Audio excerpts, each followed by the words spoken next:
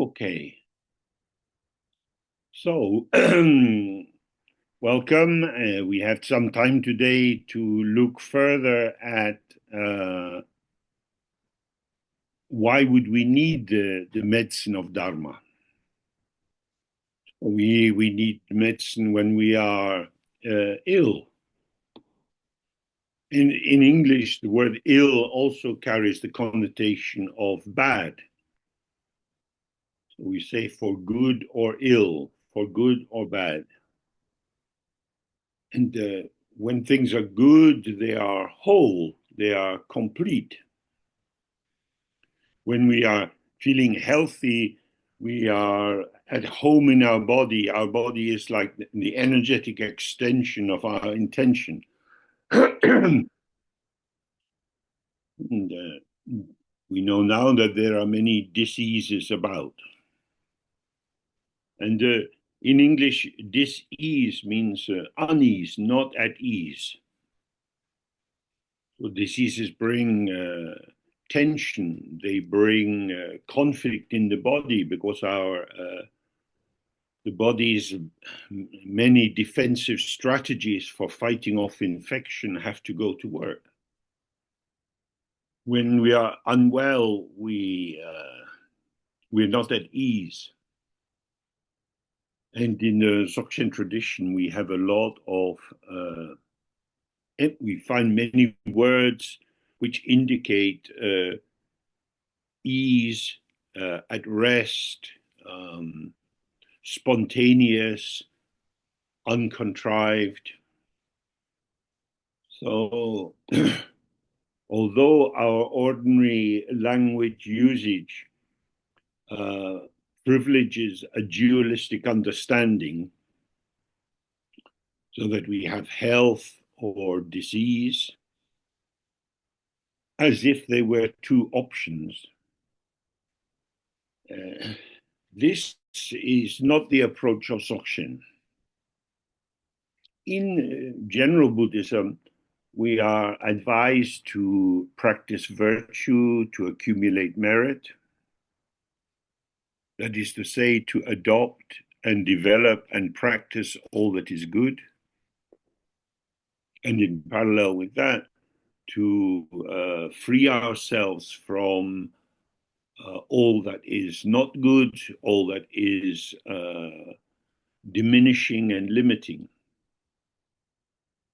The mind itself, the mind as it is infinite, without any limit. And when we are diseased, we feel limited. We tend to have our attention drawn towards the symptoms, and we want to get better. That is to say, our freedom to express ourselves, to connect with our environment, is diminished when we are in conflict internally. So in the general Buddhist practice, we are attempting to complete the two accumulations: the accumulation of merit, which arises from doing good deeds, helping other people, building stupas, and so on. And we have the accumulation of wisdom, which comes about in the first stage by study, then by reflecting on what we study, and then by meditating or integrating what we have been studying. And with the common image, just two accumulations are said to be like the two wings of a bird that help it to fly up into the open sky. So from that point of view, there is a lot to do. We have to diminish, to shrink, and to finally get rid of all the limiting factors, and to accumulate and develop and ripen all the factors which lead towards the infinite. But in Dzogchen, we are concerned with the original purity. The pure is uncontaminated. So it is undiseased. The intrinsic ease of the mind itself, which stands in opposition to nothing. This ease cannot be compromised by anything that arises, because all that arises is the display of the potential of this open ground or source or basis. So from the point of view of Dzogchen, it's not about removing what is bad and accumulating what is good, but rather of seeing the lack of inherent existence in all these entities or situations that we take to be good or bad. So as many of you are familiar, our lineage starts with the original Buddha, Samantabhadra. And this name means always good, only good. That is to say, there is nothing in opposition to it which would pull it into the duality of good and bad. What is very important is not to turn this image or idea of Samantabhadra into a transcendent function, a kind of metaphysical purity that is very far away from us. Because it said that there are 5 aspects to Samantabhadra. That he is the teacher. Now, he doesn't teach with words. He teaches by being present everywhere at all times, yet without being caught up in the messiness of our ordinary world. The term for teacher in Tibetan also is linked with the linguistic structure for showing. So everything is the display of the pure ground. When we don't see this, we cover the pure ground with our own imaginings. So as the teacher, Samantabhadra is there, stable, infinite, naked, uncovered by any projections or interpretations or ideas. And the second aspect he has is as a kind of ornamentation, which is the teaching. So in our lineage, the teaching comes from Samantabhadra to Vajrasattva, to Garab Dorji, to Manjushri Mitra, to Padmasambhava. And as some of us have looked many times before, the first level of that lineage or teaching is non-verbal, non-semantic. It is the simple presence of openness. So in order to appreciate that, we have to open to that openness. And this openness is uncompromised. For example, in Britain today, there's a storm coming in from the west. There are high winds blowing, rain coming down, and a lot of cloud everywhere. So if I look out, I see clouds. Then I hope the clouds will go away so that I get to see the sky again. Blue sky is good, clouds are bad. So this is our usual dualistic approach. But where are the clouds? They are in the sky. They are not other than the sky. The sky is the place where we find clouds. The ocean is the place where we find waves. So the teaching is shown in the way in which either we appreciate the unborn openness, which is integral or non-dual with whatever occurs, or we stay with the seductive but deluding simplicity of saying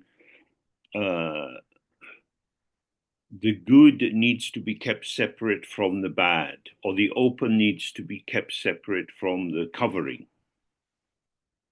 So if the mind remains relaxed and open, we can see that everything arises in the mind.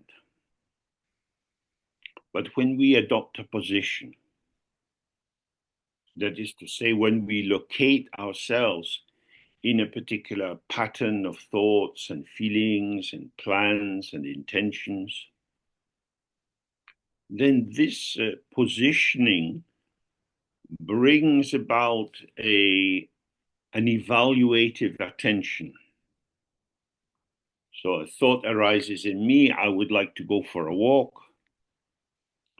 but the weather is difficult. Small branches are being blown off the trees, so I better not go out. It's also possible to walk outside, but I don't want to get so wet and cold. So my own evaluation and judgment linked to the notion of preserving myself brings me into the necessity of allocating value. This is good, this is bad. I'm looking from the position of myself. But for Dzogchen, we want to find ourselves in the openness of Samantabhadra. This is the intrinsic openness of our mind itself. So to receive the teaching, which is Samantabhadra, we need to observe the functioning of our prejudice, our selection, adopting this and rejecting that. And as long as we think that our thoughts, our reflections, our analysis are the reliable means to establish the truth, then this effortful, conventional truth or relative truth helps us to function in samsara. But it cannot free us from limitation because it is basing its position on the limitations which are judged to be good and the rejection of the limitations which are judged to be bad. So the teaching is to avoid entering into judgment. Say, for example, I get an apple and I bite into the apple. I'm tasting this specific apple. It tastes the way it tastes, but it's not very good. I know what a good apple tastes like. I have tasted good apples before. So I'm importing a mental structure, a conceptual structure, which formulates the qualities of a good apple. And on the basis of that, I'm able to judge that this apple I'm eating is not very good. That is to say, I'm using my thoughts to tell me the value of the apple. But imagining if I can just let go of my habitual constructs about apples and I'm just biting into this thing in my hand. It tastes as it tastes. It doesn't taste like anything else. Because in order to establish that, I have to rely on concepts. So there's just me and this taste and texture unfolding in my mouth. What's it like? It's like itself. Is it good or is it bad? I don't know. It's just like this. It's not even like this. It is this. And if I can release myself from the need to be the one who attributes value and meaning, then I open myself to the immediacy of the revelation of the potential of this formation. In this way, direct experience is the teaching which is available at every moment. And the third aspect of Samantabhadra is the path, lam. So a path is to take us from here to there. But Samantabhadra doesn't go anywhere and he doesn't come from anywhere. He is always just this.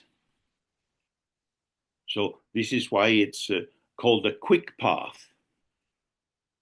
In the Buddhist tradition, there are many paths or approaches to Dharma which have stages. They are lam rim, the stages or the steps of the path. But when the path we follow is the immediacy of experience, this path takes us to the here and now, which never changes. We're not going anywhere. We're not progressing in time. It's always just this. And the fourth aspect of Samantabhadra is Rigpa or awareness, which is the potential in the students. This potential is present from the very beginning in the minds of all beings. It's not a construct. We all have this potential. It's not that some people have more of this potential or less of this potential.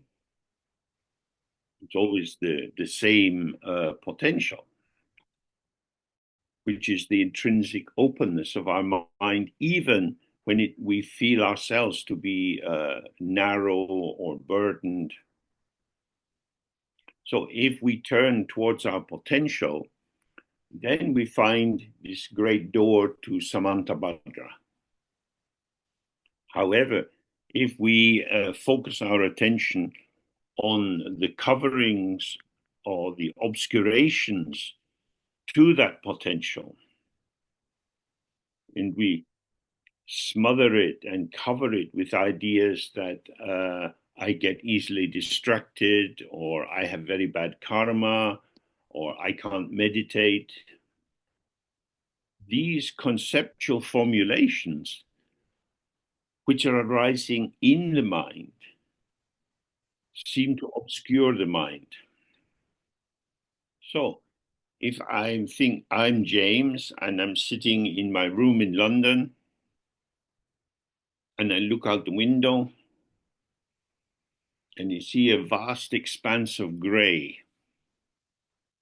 I imagine there is a blue sky somewhere, but that feels a bit abstract because what I actually see is gray sky.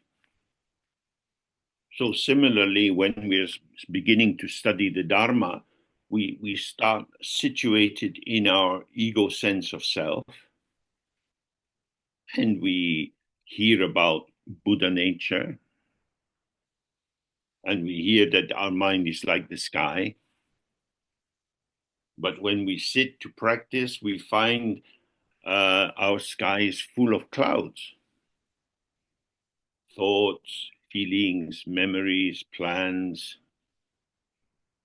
All of these arising seem to be invitations to for involvement, to get caught up in them and to do something with them.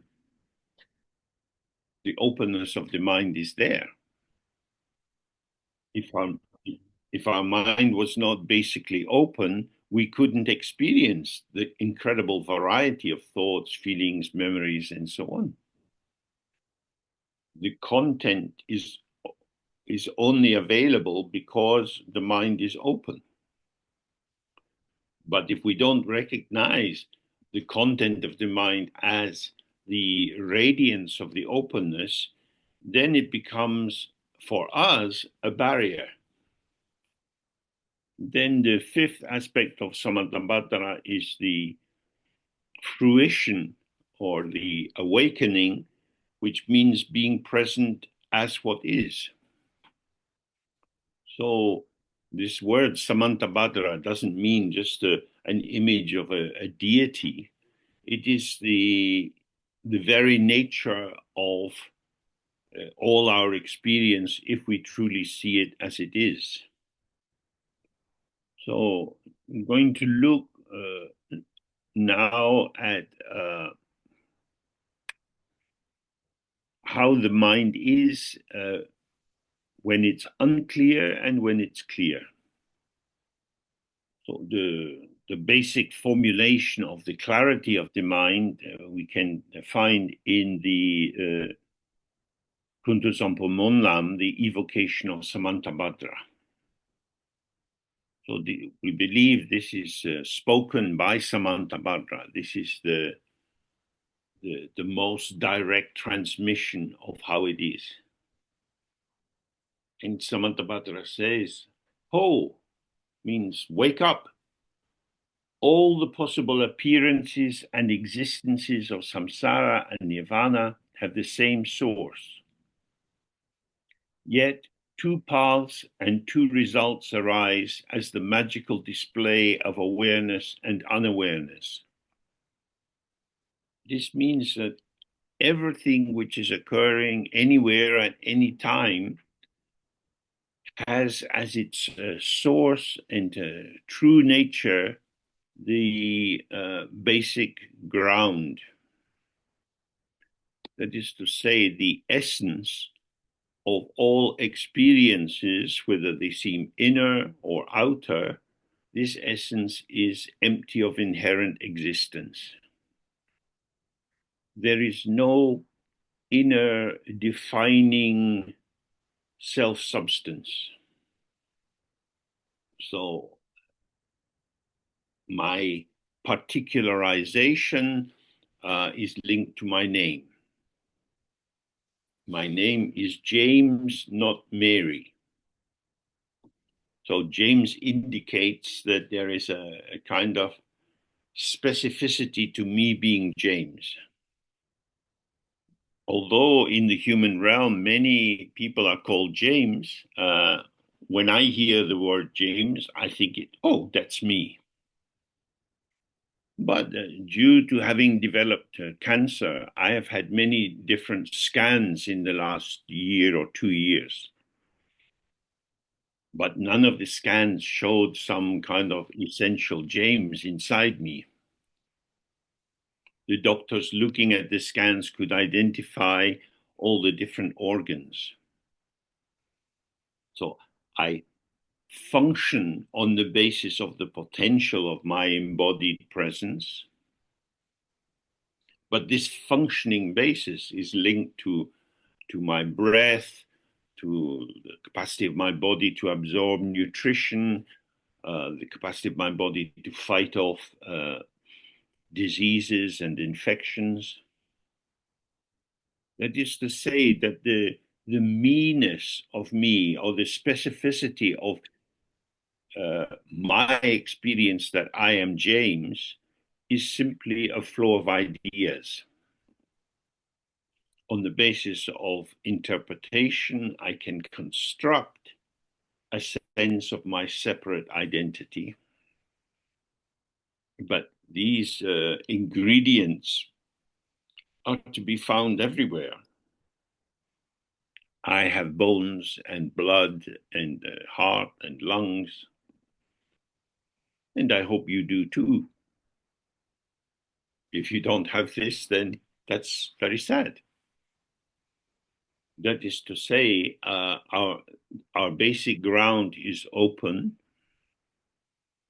and within this openness, our potential manifests at this moment as this human formation. The question is, can we experience our individual expression, all that constitutes I, me, myself? Can we experience this as the radiance of the ground, or do we take it as the sense of something fundamentally separate? So this is what he's pointing to here. There are two paths. These paths arise from being aware of the source or the ground, or not being aware of the source and the ground. If we're not aware that our ground is shared with all beings, then we take the unique specificity of the patterning of how we manifest to be a sign of our essential difference. That is to say, I start with the assumption I exist. And on the basis of this, I have my access, my pathways to access the phenomena of the world, which I organize for me according to my criteria of evaluation.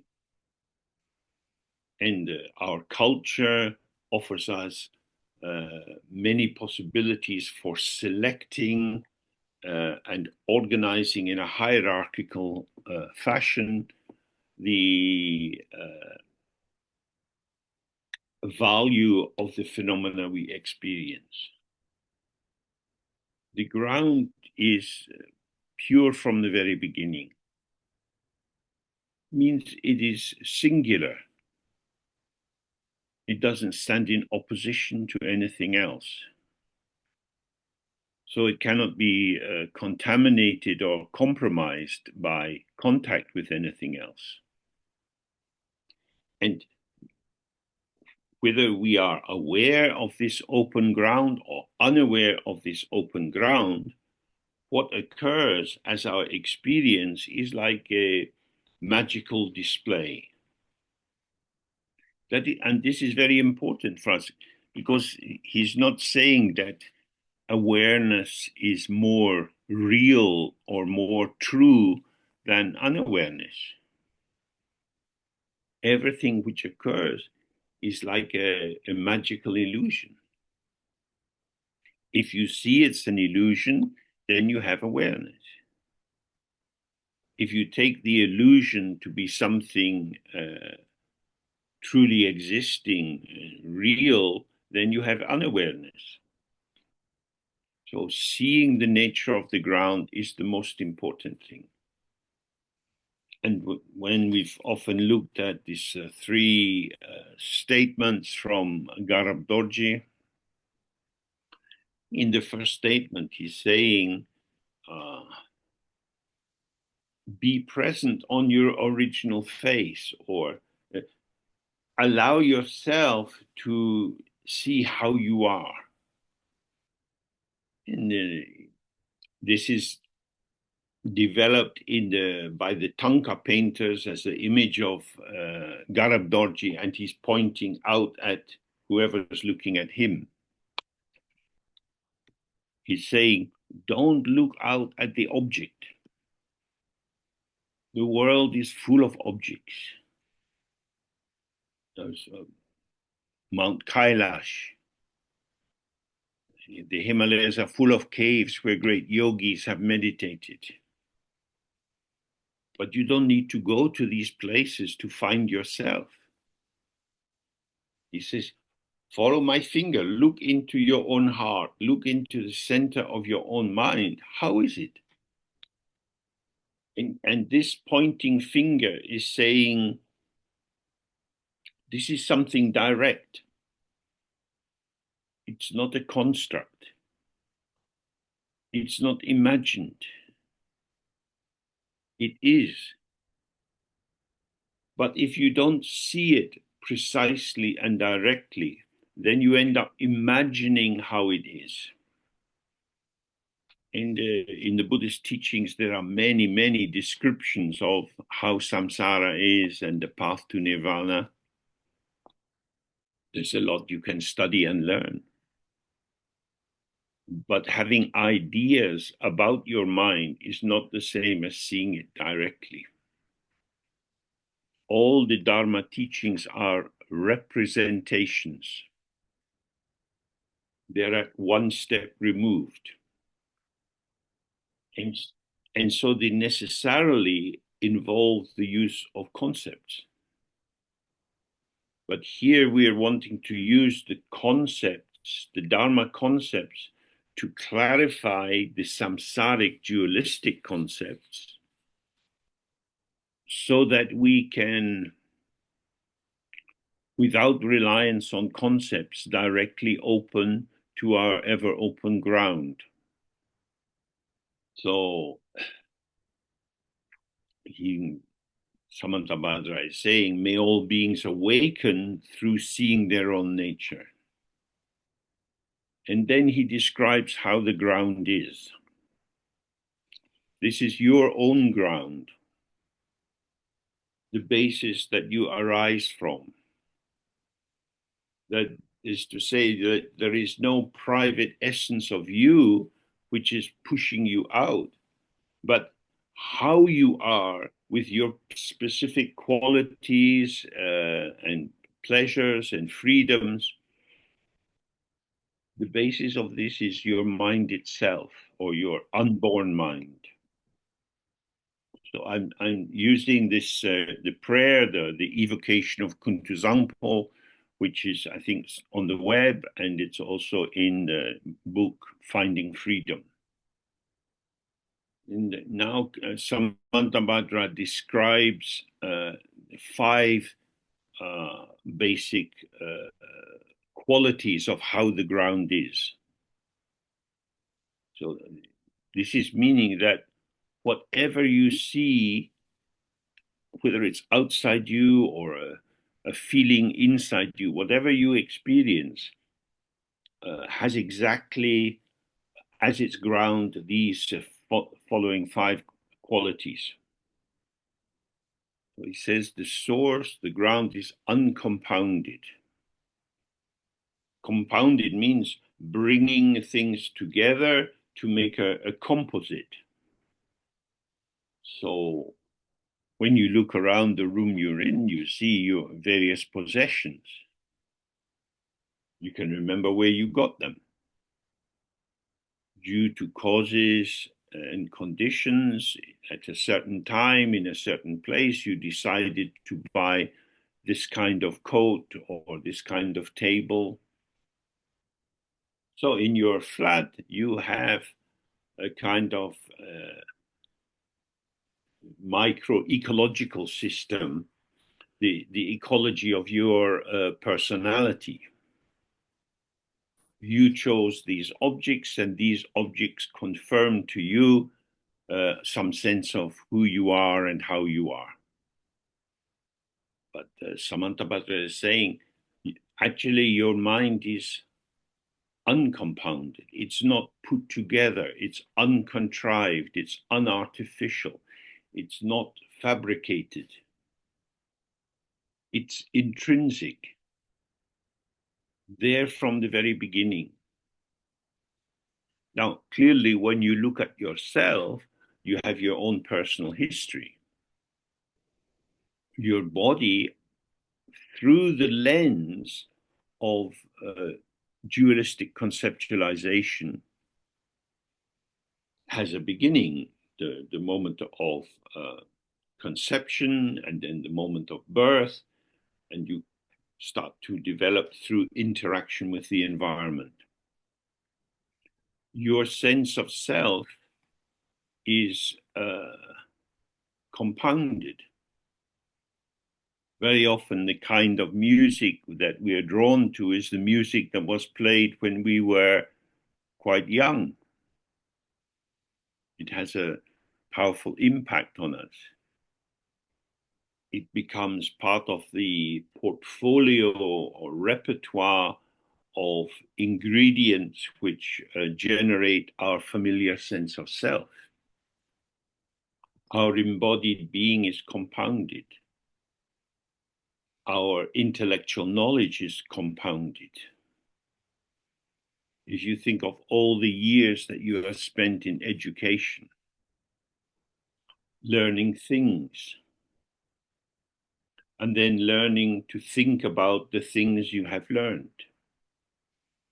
so that you become confident and competent at generating new patterns of how you can describe experience.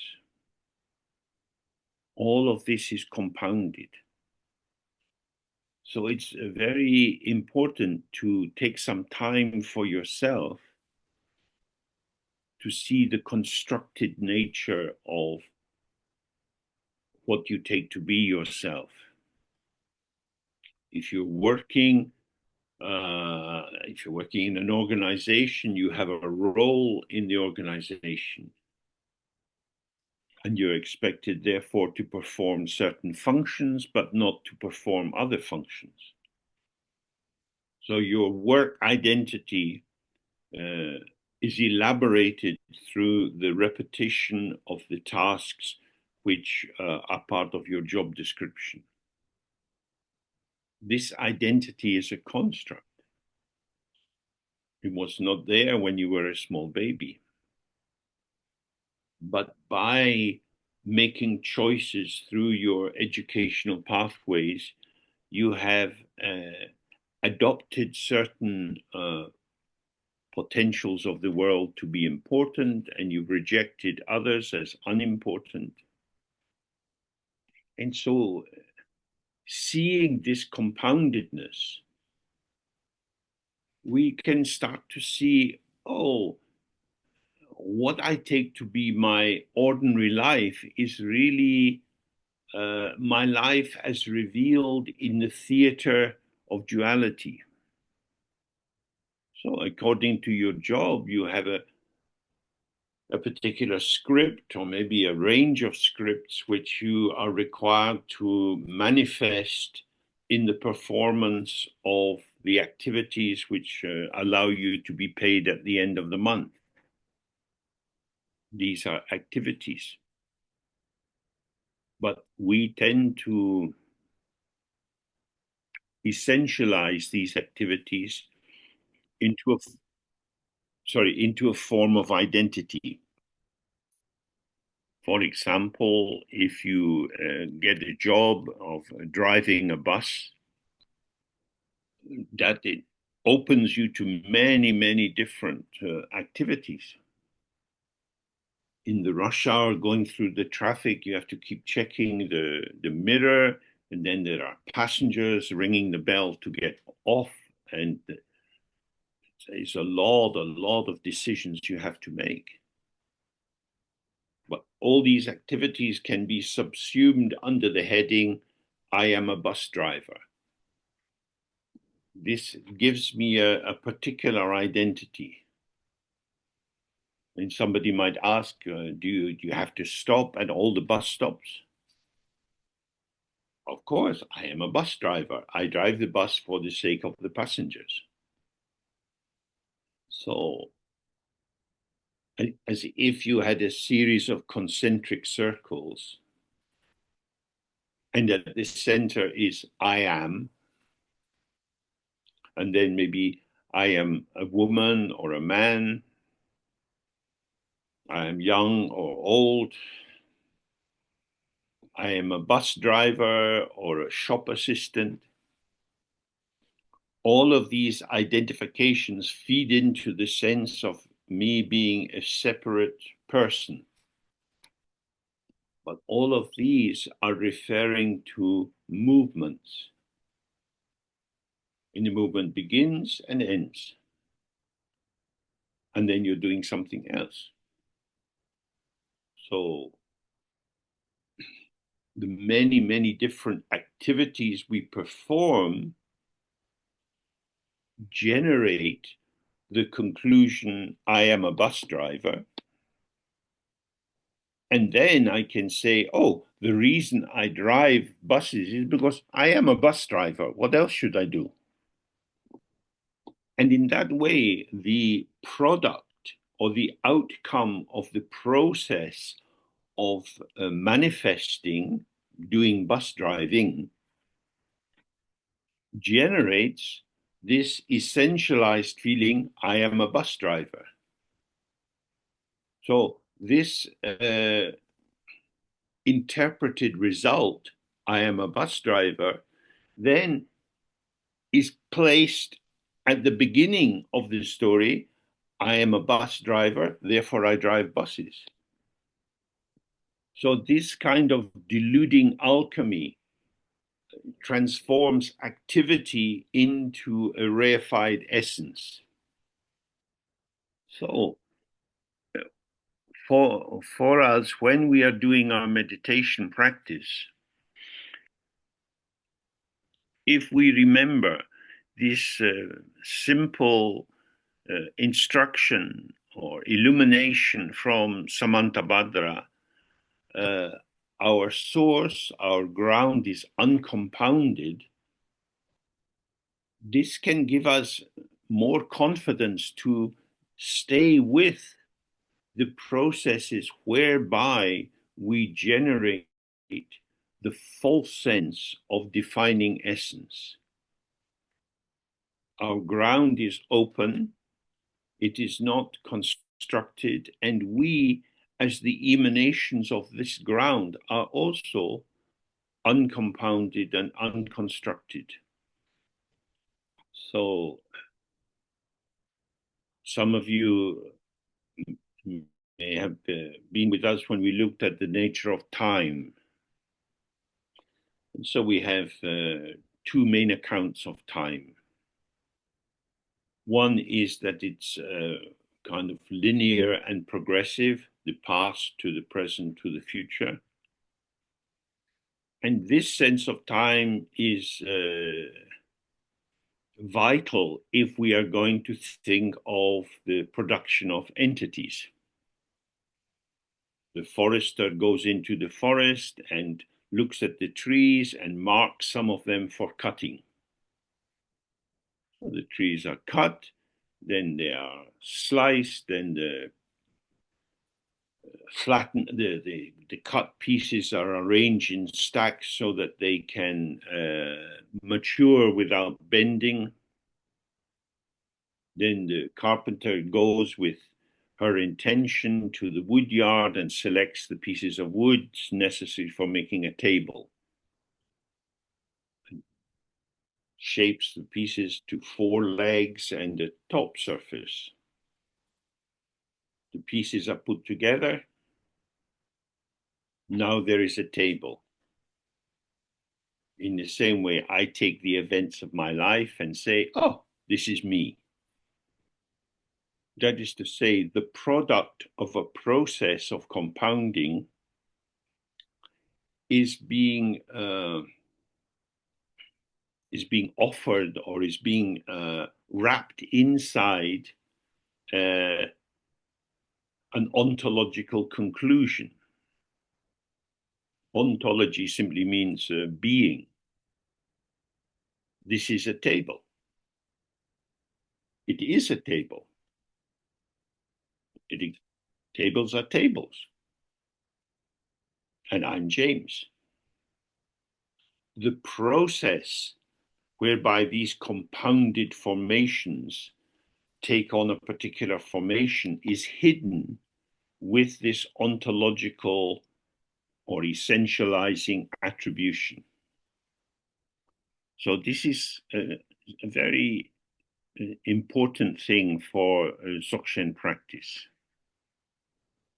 Because if the view is not clear for us, our meditation will go astray. And we end up trying to construct Buddhahood. But that's a wrong path. We have to stay with the uncompounded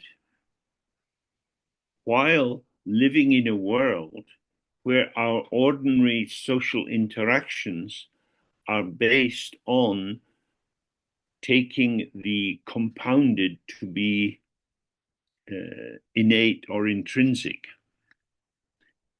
A table is a table is a table. It's just a table. So when we have this assertion of the self-existence of this compounded formation, its compoundedness is hidden from us. But if we think that the uncompoundedness of the table, its facticity as a table, if we think that is the same as the uncompoundedness of the ground, then we are going to end up in a mental hospital. Because the assertion a table is a table is an act of delusion. It's the uncompoundedness of the table is a sign of mental obscuration. But the uncompoundedness of the source is not created by anything. It's not a delusion. It's not a belief. It is the simplicity of how it is. So the key thing is to investigate this for yourself. Just absorbing Dharma words and memorizing them is not enough. These are tools for illuminating the dark corners of your mind. And the dark corners of your mind are not something hidden away. They are where your assumptions are. Because when we assume that something is the case, I am James, then we don't need to examine it because we know I am James. So our meditation instruction is don't merge with any thoughts that are arising. Don't try to stand apart from any thoughts that are arising, but remain relaxed, open, present with however the mind is. Okay, if we take a break now for 25 minutes. Good, thank you. Okay, so Samantabhadra is here describing what is health, what is wholeness. And if we get the sense of this, then it allows us to be less distracted in our practice.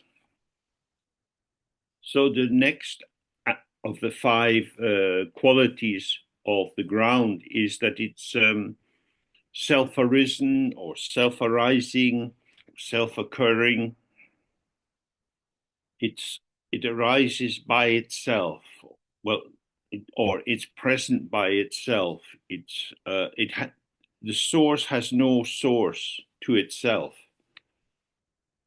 So previously, some of us have looked at dependent origination.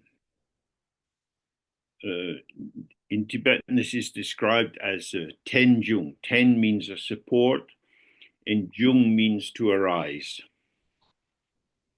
That all that manifests in the world arises in dependence on other arisings. But the source or the mind itself doesn't arise on the basis of anything else. It is unique, entire, whole. So everything that you know about yourself is in dependent origination. The kind of languages you speak, where you live, the kind of food you eat, the kind of work you do, all of these arise in dependence on other conditions. That is to say, the mind just is. But if we say is, it doesn't mean we're asserting that it has some true existence. everything that we say using these Dzogchen technical terms, we have to say them and reflect on them very gently, very sensitively. We want to, in our practice, to see that what Samantabhadra is describing here rings true for the deepest truth of our own experience. So you might have seen a film in which some robbers break into a bank. And the man or the person whose job it is to break open the safe is not just twirling the dial and seeing if by luck they find the right number to open the door. They're listening very carefully. Often they have a stethoscope, and the end is on the safe, and they're turning and they're listening. Is there a click? Can they hear that something is catching? So it's the same for us when we do our sitting practice. We have to be very sensitive, very, very present, not pushing, not trying to make something happen, but just observing, how is it like this? So that when we really listen to the mind, we find silence. When we listen to the movement of the mind, we find a lot of commotion and the generation of new patterns. Nothing that arises in the mind as experience is inherently problematic. The problem arises from not seeing that all of these experiences are the potential or the radiance or the luminosity of the mind. So if he's saying, as he is, that the mind is self-occurring, it is uncaused, therefore, it should be obvious that we don't need to make it. We're not constructing the mind. Therefore, the activity, the habitual arousal that we have, which leads us to involvement with the thoughts and feelings and sensations, are not going to directly lead us to the mind itself. The activity which helps to generate samsara doesn't open the door to nirvana. The door to nirvana is always open, but it appears closed when we are obsessed by our own need to be the active agent. So the third quality of this of the mind itself is Hlongyang, which means an infinite expanse. That is to say, our mind doesn't have any limit. So sometimes we look at this through the 5 questions. That is to say, that does the mind have a shape or a color? Does it have a size? Does it come from somewhere? Does it stay somewhere? Does it go somewhere? These 5 questions are all pathways of illumination. If we keep with the question till we can truly see how it is, then we see that no definition that we can apply actually touches the mind itself. The mind is infinite, like the sky. You can't catch it. Now, since the ego functions as the judge, the evaluator, the one who chooses, the ego sustains itself through the choices it makes. So, It's getting a little bit cold in England. So if it's cold, I can put on the heating, or I can put on some covering like this gilet. So I either change my close environment or the wider environment. So much of our life is spent in these micro adjustments to try to make things just the way we like them. So this skill and experience in selectivity, in making choices, is vital for surviving in samsara, but again, is precisely the activity that blinds us to the ever open door to awakening. I am the shaper, the maker, the doer. So, this identification of myself as the one who can make things happen in the way that I want keeps us busy on and on and on. I exist. I am necessary. I am important. I have to do this. Only I can do this. Only I know the right way to do this. Most of us have certain recipes for shaping the world, which we believe bring out the best of, I don't know, how to make an apple pie. Should we have a light flaky pastry for the pie? Or maybe a crumbly surface with a lot of sugar in it? Or a short crust pastry, which is more like shortbread? So many possibilities. But I prefer. This is the way I like it. So, in this way, the choice we make on the field of the object side confirms the shaping of ourself on the subject side. How we pattern the world in terms of what we make to be important or unimportant. This patterning is patterning of the potential which is already here in the world with us. And yet, when we look at our life, we see that all the different patterns which have occurred from being an infant, going to school, falling in love, all of these different stories, none of them survive in their original formation. All that seemed so very important has altered and changed. All finites are always already within the infinite.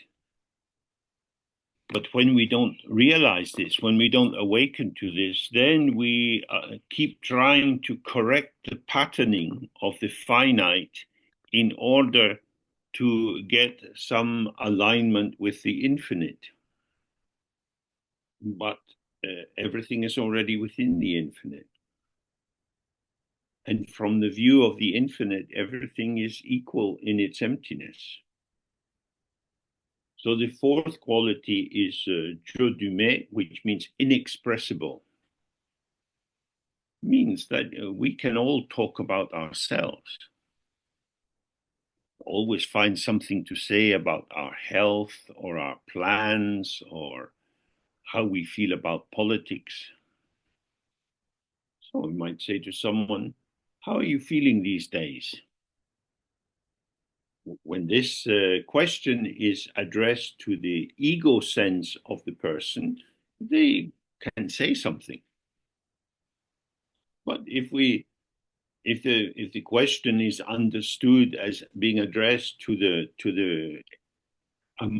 mind which is awake to its own true nature, then there's not so many stories. How's your Dharmakaya today? Oh, same. And any plans for Christmas? Oh, same. Anything you would like to do, especially at Christmas? It's all the same. A little bit boring to hang out with the Dharmakaya because it doesn't provide any confirmation of the unique specificity of our egoic profile. What's happening in the Middle East is terrible. What is happening in the Middle East? Experiences. Some seem good, some seem bad. Then the Dharmakaya has to say, why do you call this news? Because it's always like this. Nothing changes.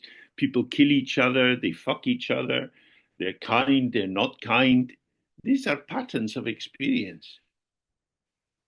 That is to say, it's easy for us to talk about the limitations that we take to be very important.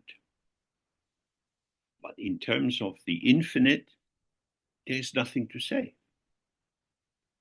Now, if we are looking for excitement, for entertainment, then we want something new and different to be happening. But for the mind itself, it's just open and empty. Many appearances arise, but they have no existence of their own. They are illusions. How would we compare one illusion with another? If you see a rainbow in the sky, and then a double rainbow starts to manifest,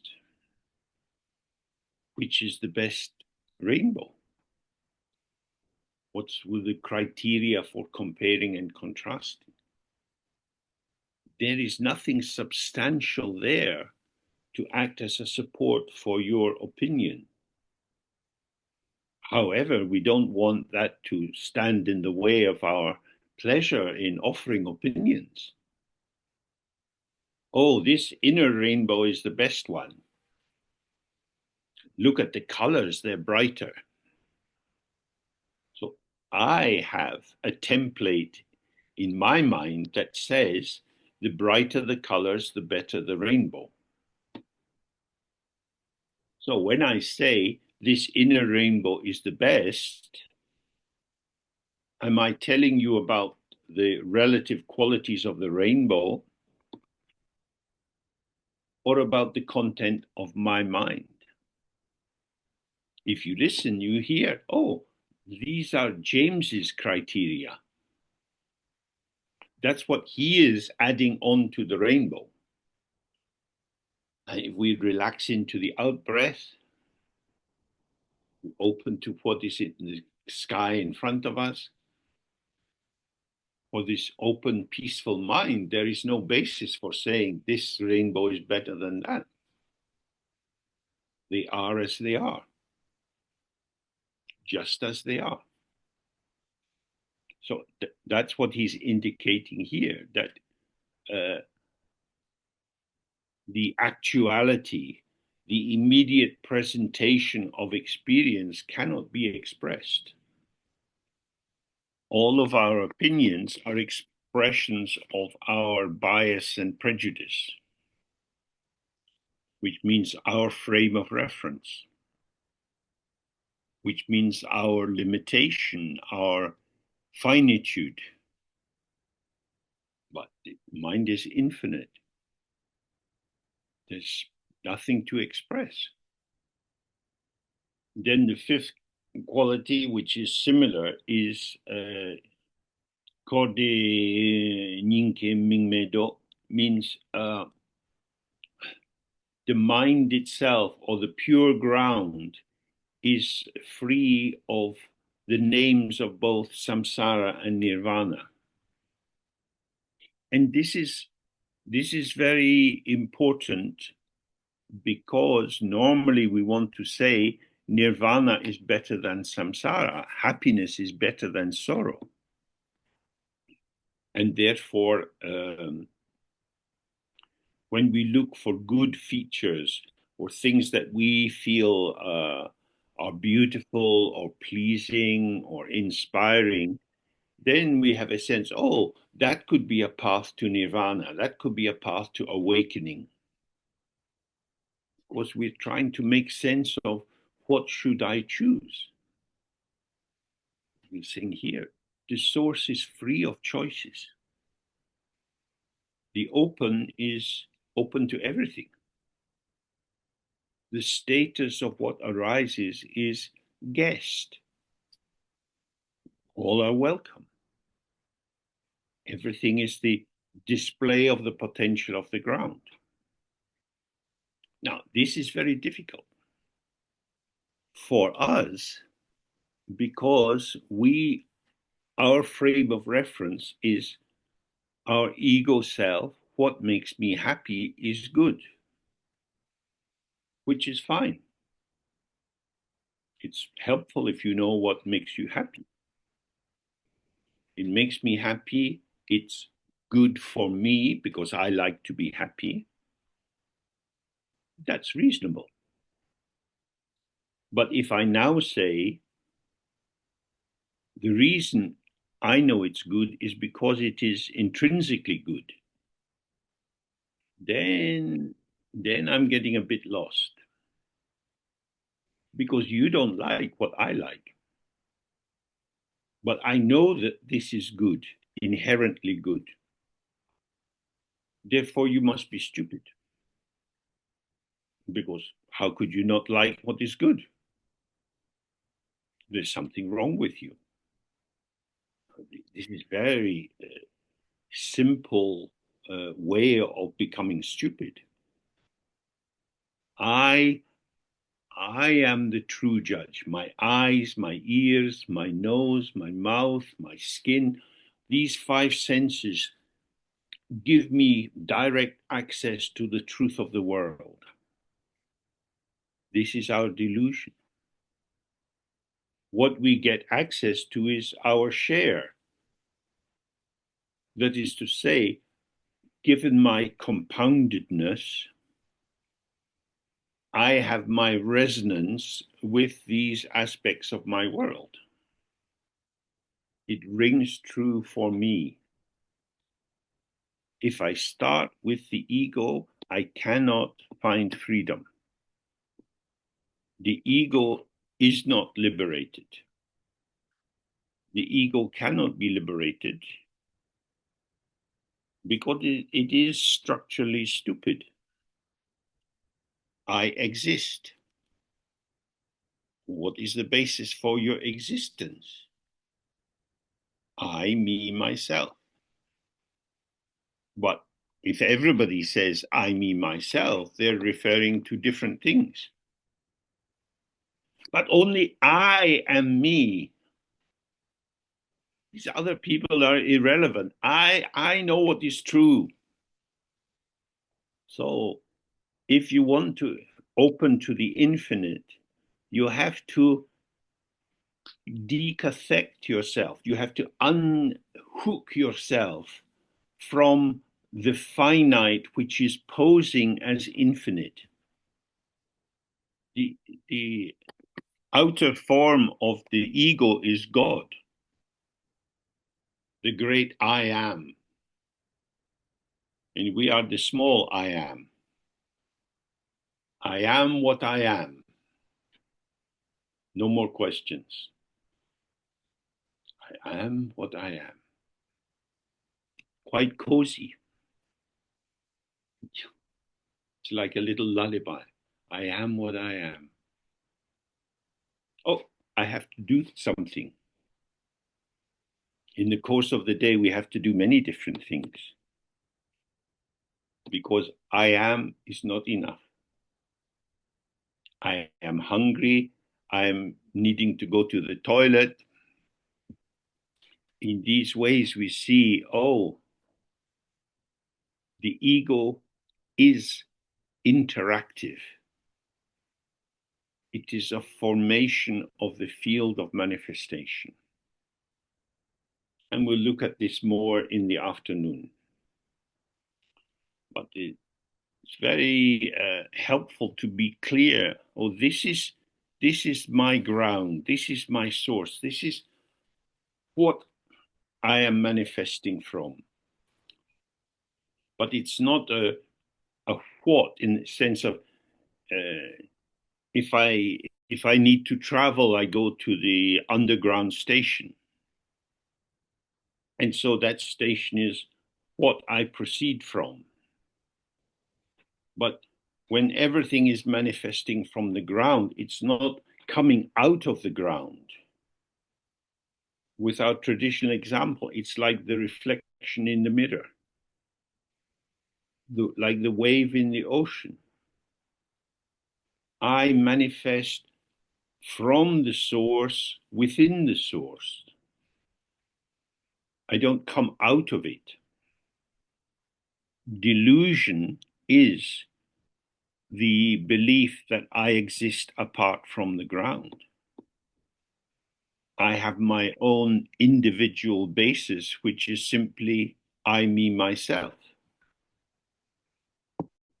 This is the delusion that we cling to when we don't see the actual openness of the ground. So if we open to this open ground, like doing the Guru Yoga of the White R and relaxing, experience continues. It's not that there is nothing at all, but the experience which is arising comes just to the surface and then dissolves. It doesn't come out. It remains within while manifesting one of the many, many diverse forms which are possible. Diversity is not other than sameness. The sameness of all phenomena is emptiness. Emptiness is not a thing, it's not some metaphysical category. It is appearance which is without inherent existence. So we're sitting in our practice. We do it with our senses open. So we might hear noises from the street, a dog barking, a car going by. We have thoughts, we have feelings. These are arising and passing. So our practice is not to elaborate the appearance. To elaborate means to explain, to interpret, to add, to make links to other seemingly connected experiences. Just allow, however the mind is, to be as it is. We want to see how it is before our mind starts cooking, before we add our associations, our memories, our interpretations. So a thought arises in your mind. On Monday, I have to go to the bank. So that's quite a sticky kind of thought. It's quite seductive.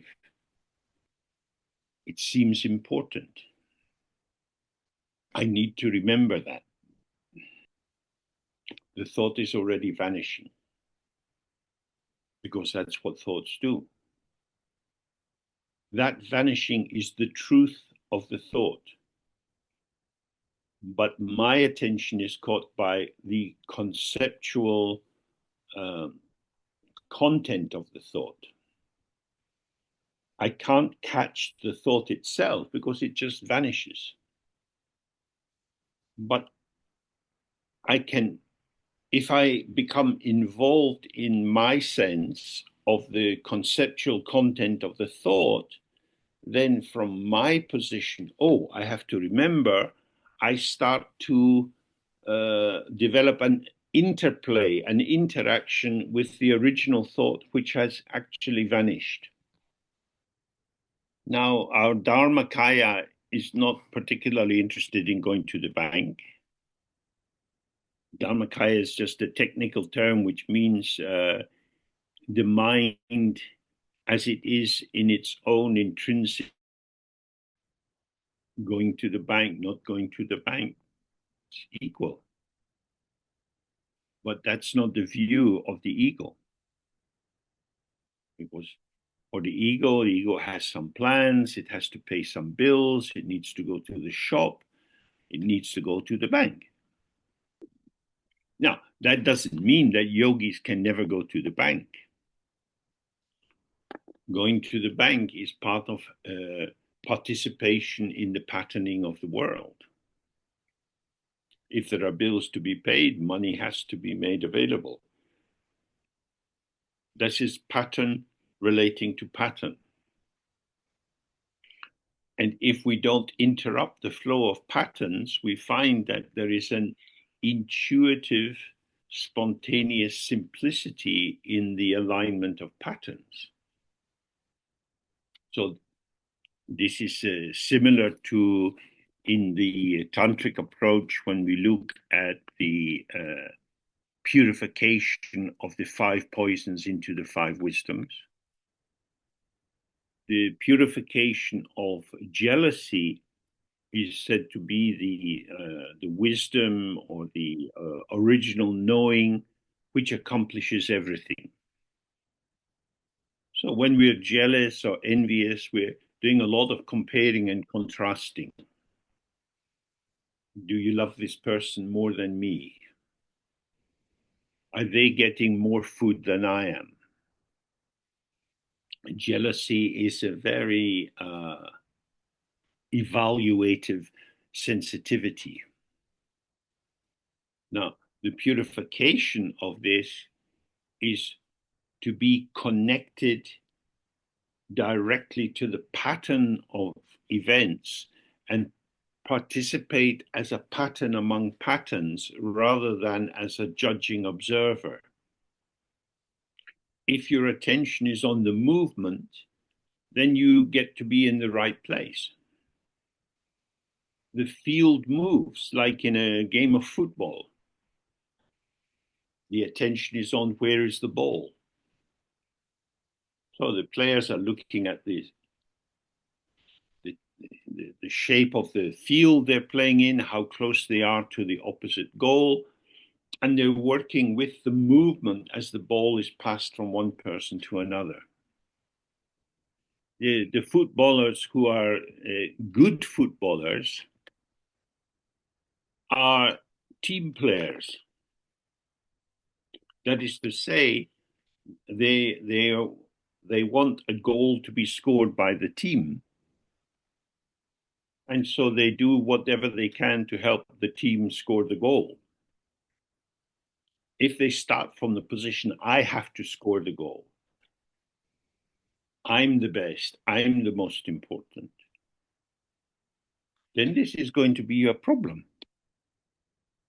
because I'm going to get in the way of the energetic flow of the team. So it's the same when we're sitting in the practice. Our goal is to remain open and to allow the movement of thoughts, feelings, memories, sensations to come and go. But when we decide this is important, I have to be involved, then we lose the open panoramic vision and we collapse into what am I going to do with this? So the practice is always don't accumulate. Don't take any occurrence as special. Any thought is the key to the Dharmakaya. But the key is not the cognitive content of the thought. The key is the self-vanishing of the thought. So we say the instruction is don't merge into the thought. Don't keep yourself apart from the thought, but stay relaxed and open and attend to the thought. And the thought vanishes. Where does it vanish? Into the mind. The mind is here. Thought arises from the mind, in the mind, as the mind. This thought is your mind showing itself. The mind itself is not defined by the cognitive content of the thought, because the cognitive content of the thought is addressing a fictitious object. That is to say, an object which has been separated and reified. I need to go to the bank. So this is a thought speaking to me, telling me what I need to do. So what we want to do in the practice is to tune our attention out of radio ego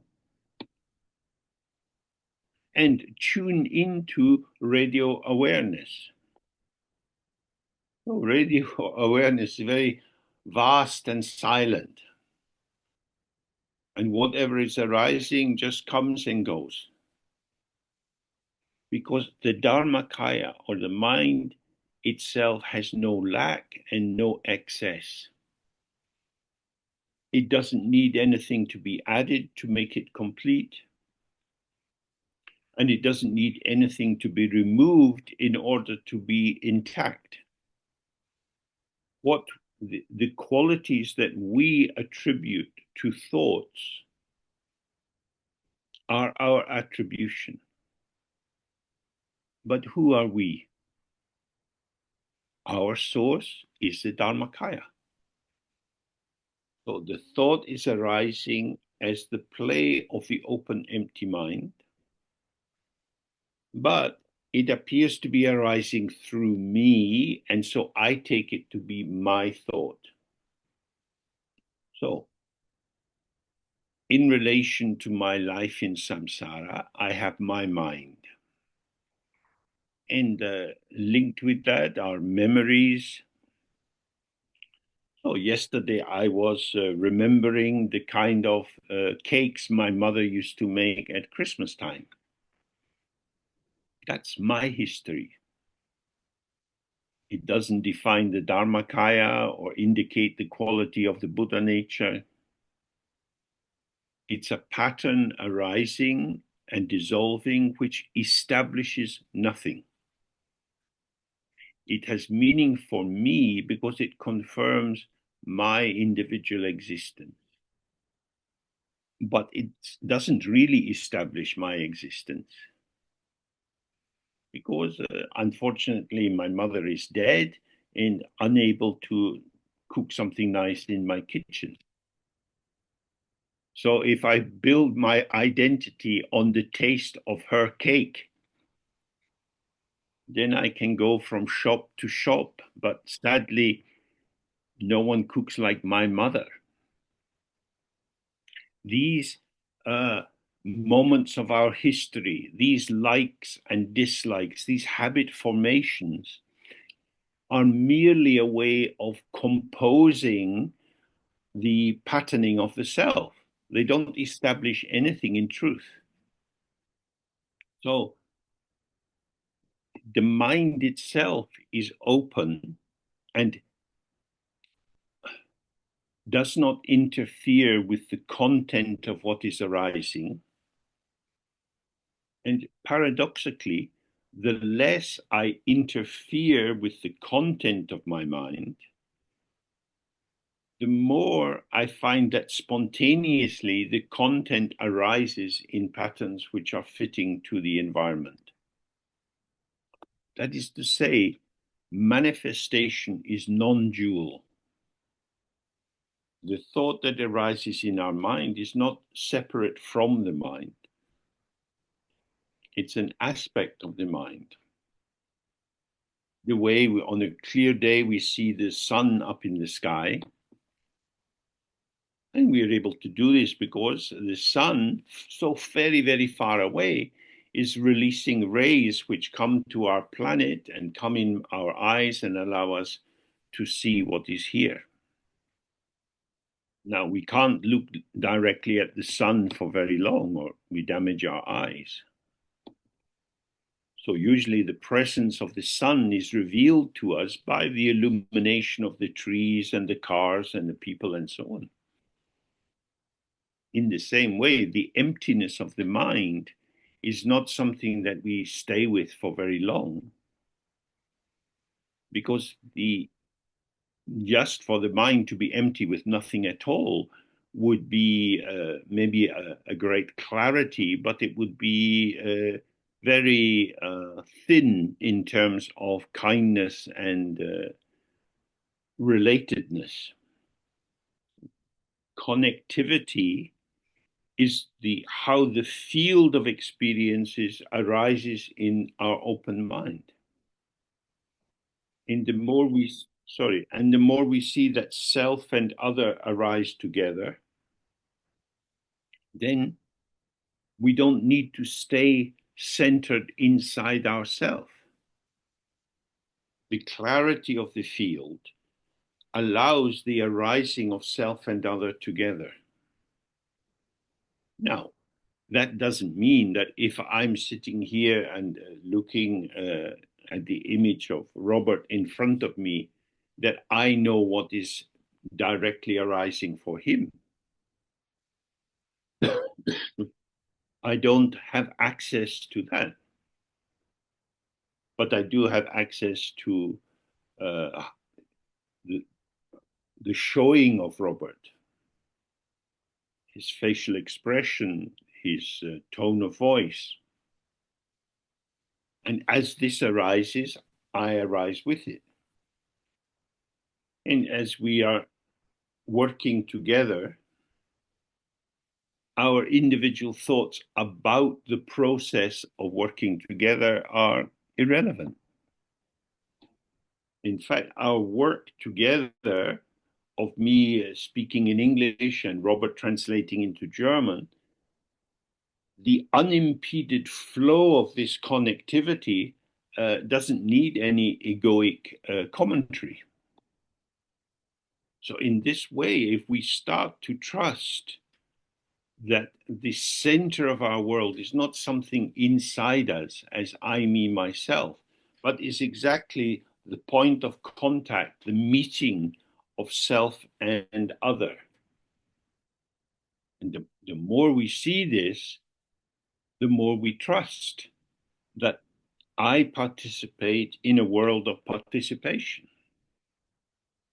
And so we practice this when we sit on our own and we relax and we, through that relaxation, interfere less in the process of the arising of thoughts and memories and so on. Then as we come out of the meditation and we go to make a cup of tea, we don't need to tell ourselves how to make the tea. Our body moves with the kettle and the tea leaves and the teapot just as a kind of pas de deux, as a unified movement in space.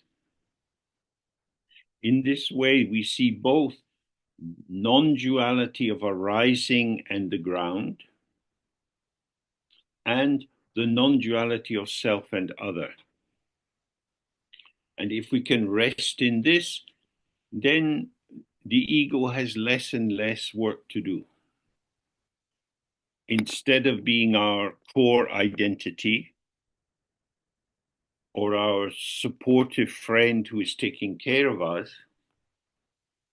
we start to see that it is, in fact, an alienating assumption which covers the direct truth of non-duality. That is to say, our freedom, our liberation, our ease is not dependent on ego commentary. So we do our best to practice. But we also have to pay attention to the world we live in, which is full of hellish conflicts.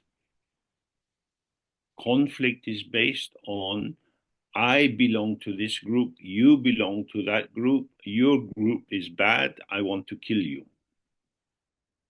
All over the world, this is happening as a main interpretive frame. My thoughts tell me the truth about me, and my thoughts tell me the truth about you.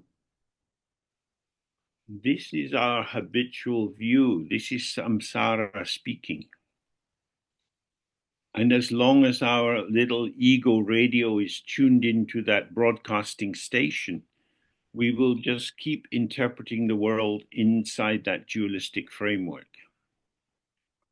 So it's very important not to start from our ego self, but to start from relaxed spaciousness. And this is why the Guru Yoga of the White Hour is our great friend. It's very simple. But the unchanging Dharmakaya is also very simple. It is the ego which is complex and complicated. And it becomes complicated because it's trying to maintain the truth of a lie. So we have a break now and we come back and we look more at the dynamics of unawareness and how to manage them through the meditation practice. Okay, so we have a break now for an hour. Bye for now. The different language thing has vanished, I think. Can you speak, Robert? Let me see. Yeah. Okay, so then maybe it's working okay. Yeah, okay. Okay, and all the translators are recording. Very good, wonderful. Okay, let's continue then. So then Samantabhadra says, awareness as this suchness is Buddhahood. Means that the unfabricated truth of these five aspects is revealed through awareness, and to be present with this awareness is Buddhahood itself. So he's saying this is what Buddhahood is. It is simply to attend to the intrinsic and to stop fabricating stories. Then he says, but where sentient beings are unaware of this, and so they wander in samsara. Then the section ends, may all beings in the three realms be aware of the truth of the ineffable base. It's not a complicated idea. Basically, it's that the mind is open and empty, but it's also ceaselessly showing. What it shows is its own luminosity or its own illuminating capacity. This is not the illumination of things, but the illumination of seeing directly that there are no things. So if we stay with this, all the habits of creation and development and elaboration and commentary all that activity can cease. So the commentaries and ideas which develop are a kind of they're a reaction to and a consequence of the loss of awareness of the ground. So awareness is simply seeing how it is, and unawareness is imagining how it isn't, but imagining in such a way that it appears that the imagination is how it is. Many of us have looked at these things again and again. Now more wars are starting. And again, that means there is an identification of friends and enemies, where people try to kill their enemy and protect their friend.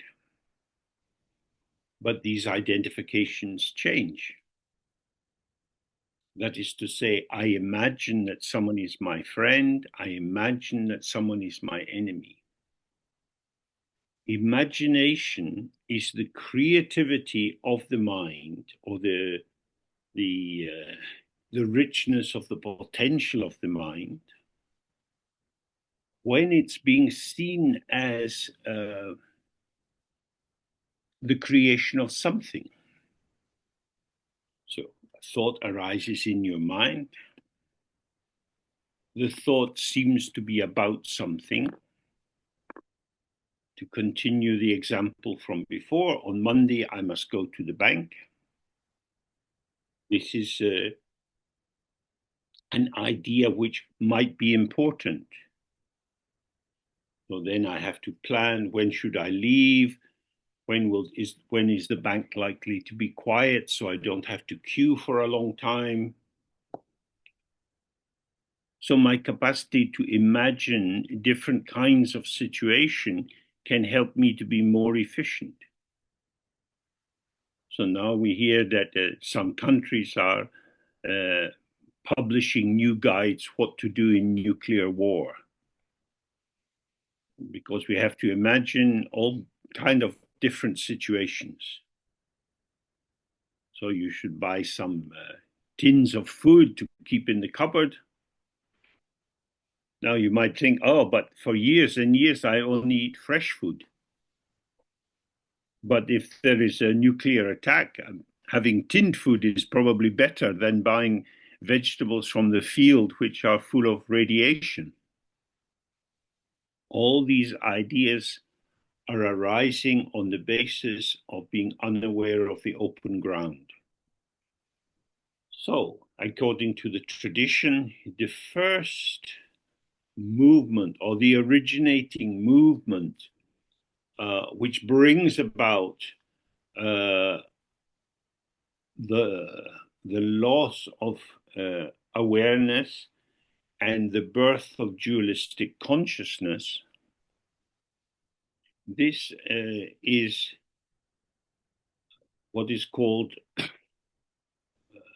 the singular boss, or the singular master, which indicates also the singular existent, in which a thought arises with an intensity which, due to a moment of unclarity, gives rise to the sense something has happened. It's just something that happens. Actually, the seeming existent has no existence. This first moment is something like it is, or I am, just here I am. It's not yet a person, but a kind of resonance which seems to be apart from the whole. This moment doesn't last. it happened. So if the system was to relax, we say, oh, these things happen. But if this is not enough, because of the nature of the shake or the disturbance or reverberation, then there's a kind of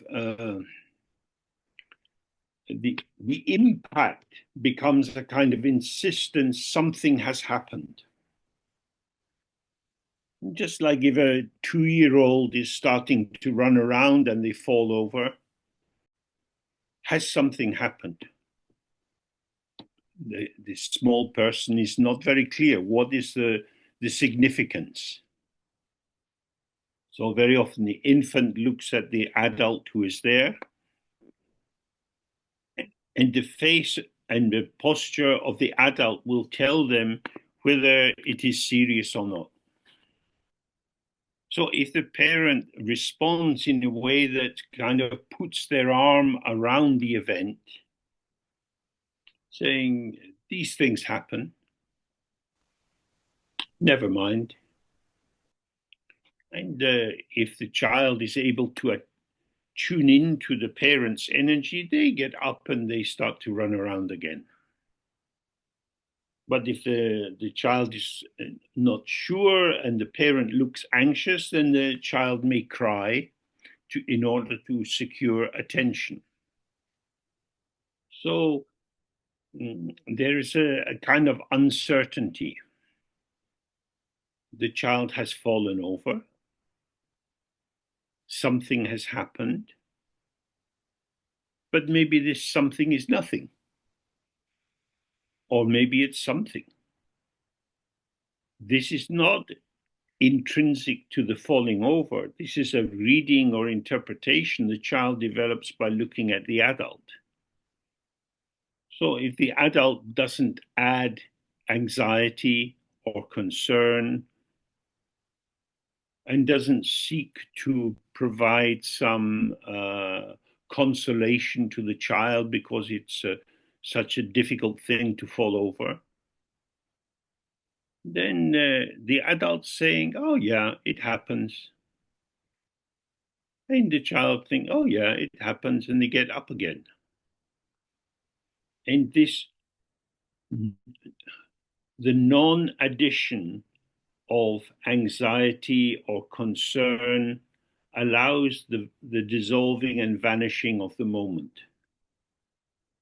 But in this first situation, there is no one there to give reassurance. And so the density that comes with the contraction of the moment through the shock and the anxiety seems to create a lesion, a tear. Everything within the whole, all the infinite forms of appearance, are intrinsically appearance and emptiness. But now there is an appearance or an event which seems to be something. And it is this that blocks the attention to the automatic dissolving of the experience. Oh, what happened? You must take more care. You can't just run around without looking. That would increase the anxiety in the child. So if we put that metaphor on one side, and you imagine you're sitting in your meditation practice, a thought arises, you can stay settled with it without reacting. But if you react to it as something is happening, that something is something I can take hold of. So phenomenologically, in terms of the actuality of the arising of the thought, the thought is vanishing. That's in the very nature of thought. But there is a holding on to the impact of the thought. Something happened. And this is the beginning of samsara. So when you read in the text about attachment to inherent existence, in Tibetan that is called Dzogchen. It means or self or something. Aha, it's frozen again. Okay, so the Dog means something or I or self. And it's very important to be clear about this, because thingness here means something which can be returned to. This is the basis of accumulation, because you can go back to the same place and build on it and build on it and build on it. So the thought is a movement in the mind. If you like, it's a kind of verbal formation. Not verbal in the sense of spoken, but as a function of a verb, a doing or a proceeding. But when the impact of the seeming somethingness of the moment is there, although it is actually dissolving by itself, it has a kind of deluding doppelganger, a kind of deluded twin. So the actuality of the occurrence is self-dissolving, and the trace aspect or the residual aspect of what was occurring can be apprehended through the naming. So, say for example, you're in bed and there's a sudden loud noise.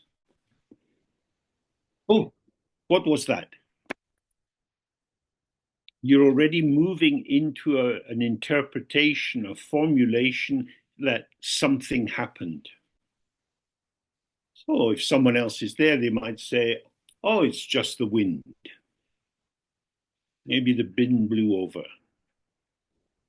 Yeah, never mind. And if we can truly never mind, if we can let it go and not build on it, then it's as if it didn't happen. But if you're feeling anxious,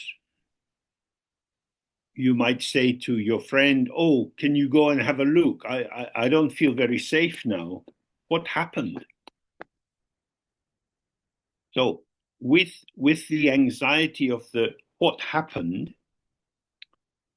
you're not just seeing what might be the case,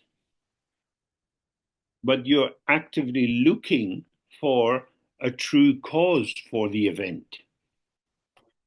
Something must have caused it.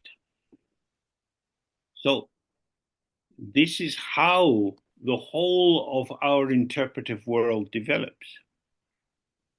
Predict an entity,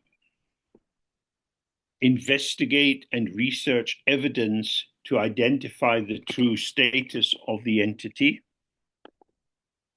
And now we come to a conclusion. Oh, it was a dog, or it was the neighbor's cat. Nothing occurs without a real cause. So this is the logic of samsara, of duality. All compounded things arise from causes. But what's being hidden from us in that moment is the nature of the compound. It's not what was that is something. I feel I'm talking about something. I am the observer, and that has occurred separate from me. So now I've got a sense of a continuous ego self. But the actual compounding of the moment is my involvement in what is that? I'm looking for something. And the orientation of that looking for something is what generates the seeming separateness and solidity of the something. So, for example, a lot of people try to cross the channel to Britain in rubber boats. When they arrive on the beach in England, in this weather, they are cold and hungry people. The person will feel cold and will feel hungry. So that's very close to them. And then the police come and they say, you are an illegal immigrant. So that's now attributing a very dense identity to the person. Then the person says, no, I am a refugee. That's a softer identity than an illegal immigrant. So there we see the definition that can be massaged into the presence of this person will make a big difference to how their presence is interpreted. And my mind is part of the construction of the other. I'm not seeing them with a neutral eye. I'm bringing an interpretive orientation. That is to say, the grasping part of that term, dag zin, the zin part, to grasp, to take hold of, the intensity of the grasping will depend on the status that I attribute to the person. Maybe they're a murderer. Maybe they've come to steal our jobs. Maybe they're lonely and sad and tired and hungry. These are ideas in my mind. So whichever of these I project into the other so that I can take hold of them starts to define their truth for me. So when the lucid, luminous radiance of spontaneously arising and self-dissolving thoughts and feelings is not clear for us, we try to work out what is going on. The mental activity of trying to work out what is the object is the very means by which the subject ripens itself and becomes more complex in its maneuvers. That is to say, subject is born with object and object is born with subject. So this is the second stage of unawareness. In the first stage, there was just the impactful event. It wasn't impacting on someone, on anyone. It's more like if you heard a loud sound behind you, you might tense up. And it's this very contraction or tensing which creates the beginning of the sense of apartness, of not being within the whole, but of being other than the whole. That is to say, the ego is a trauma reaction. The reverberation of the trauma involves not letting go of the event. And when something is not let go of, it seems to continue to exist through time. So with this, we are exiled from the relaxed openness of the here and now, the sight of presence, the immediacy of the self-arising and self-liberating formation. Oh, what was that? When we say what, it's already got a sense there's something there with a shape. And was, it's past. That means that something happened. Now, once we reply to what was that, we say it was the cat or a dog or the wind. What has happened is that the immediate lucidity or clarity of the unborn nature of all appearances is lost to us.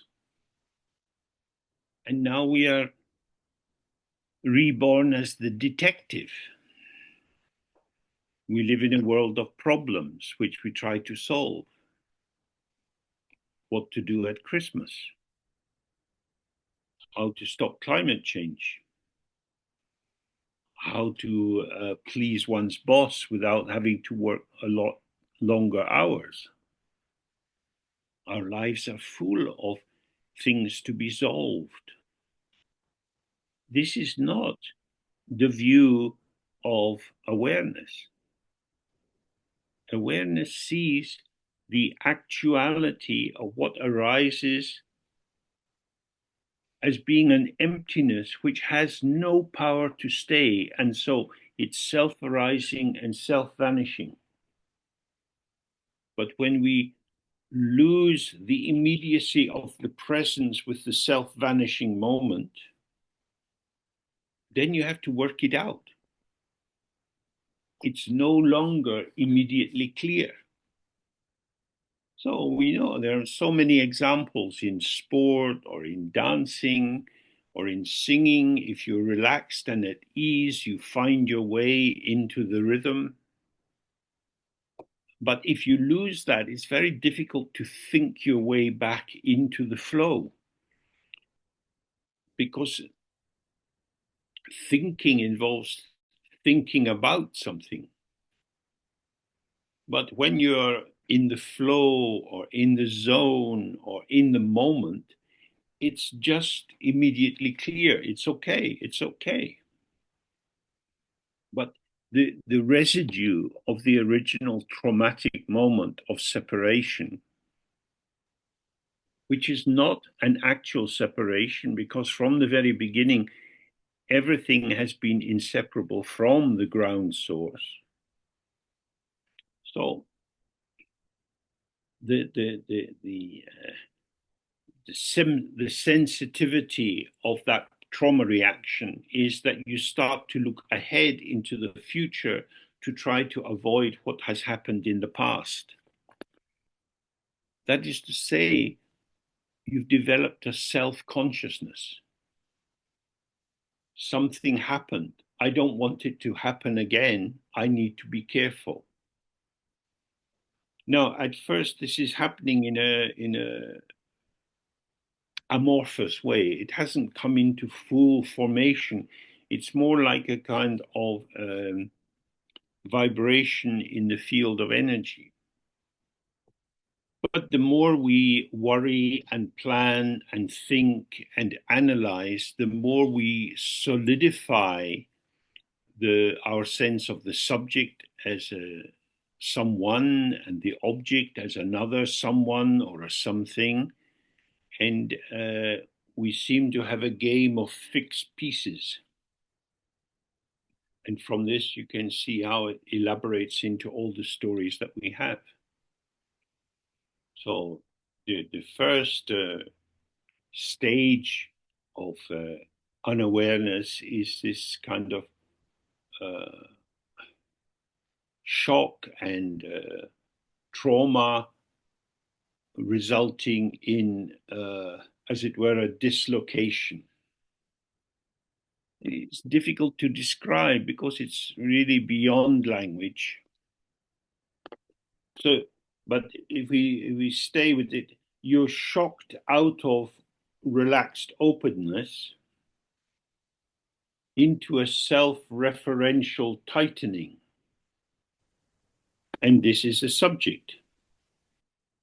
So the more I am separated from what's around me, and I'm starting to review the internal evidence of what's happening for me, that's to say, how I build up the picture of me. So now I am a subject in a world of objects.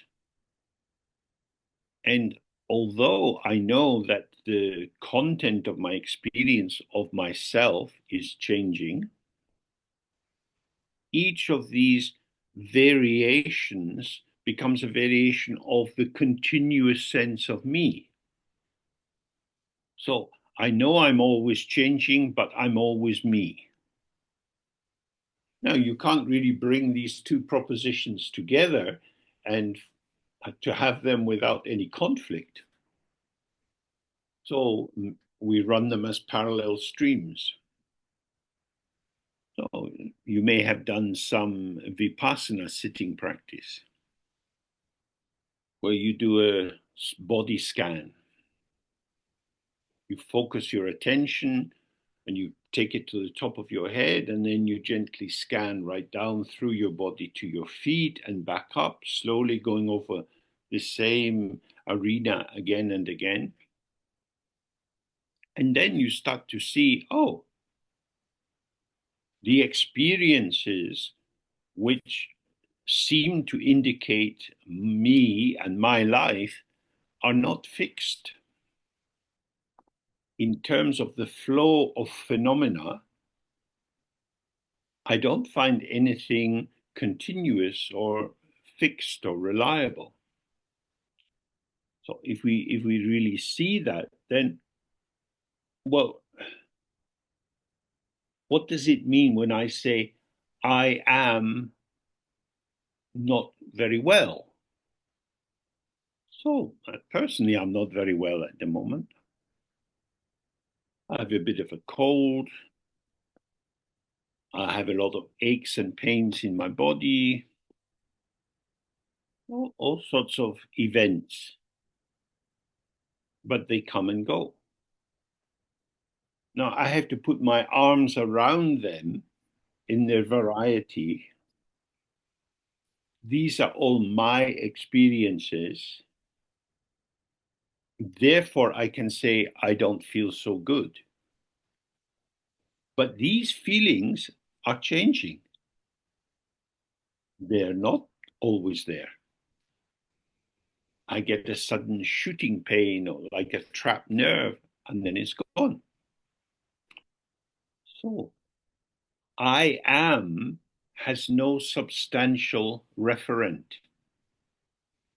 That is to say, the thing referred, the referend rather, yeah, the thing referred to is ungraspable, and the referent is hollow and empty of its own content. So it's quite understandable to say, I am sick. But the sickness is not fixed. Kind of moves around, sometimes intense, sometimes not intense. Who is sick? I am.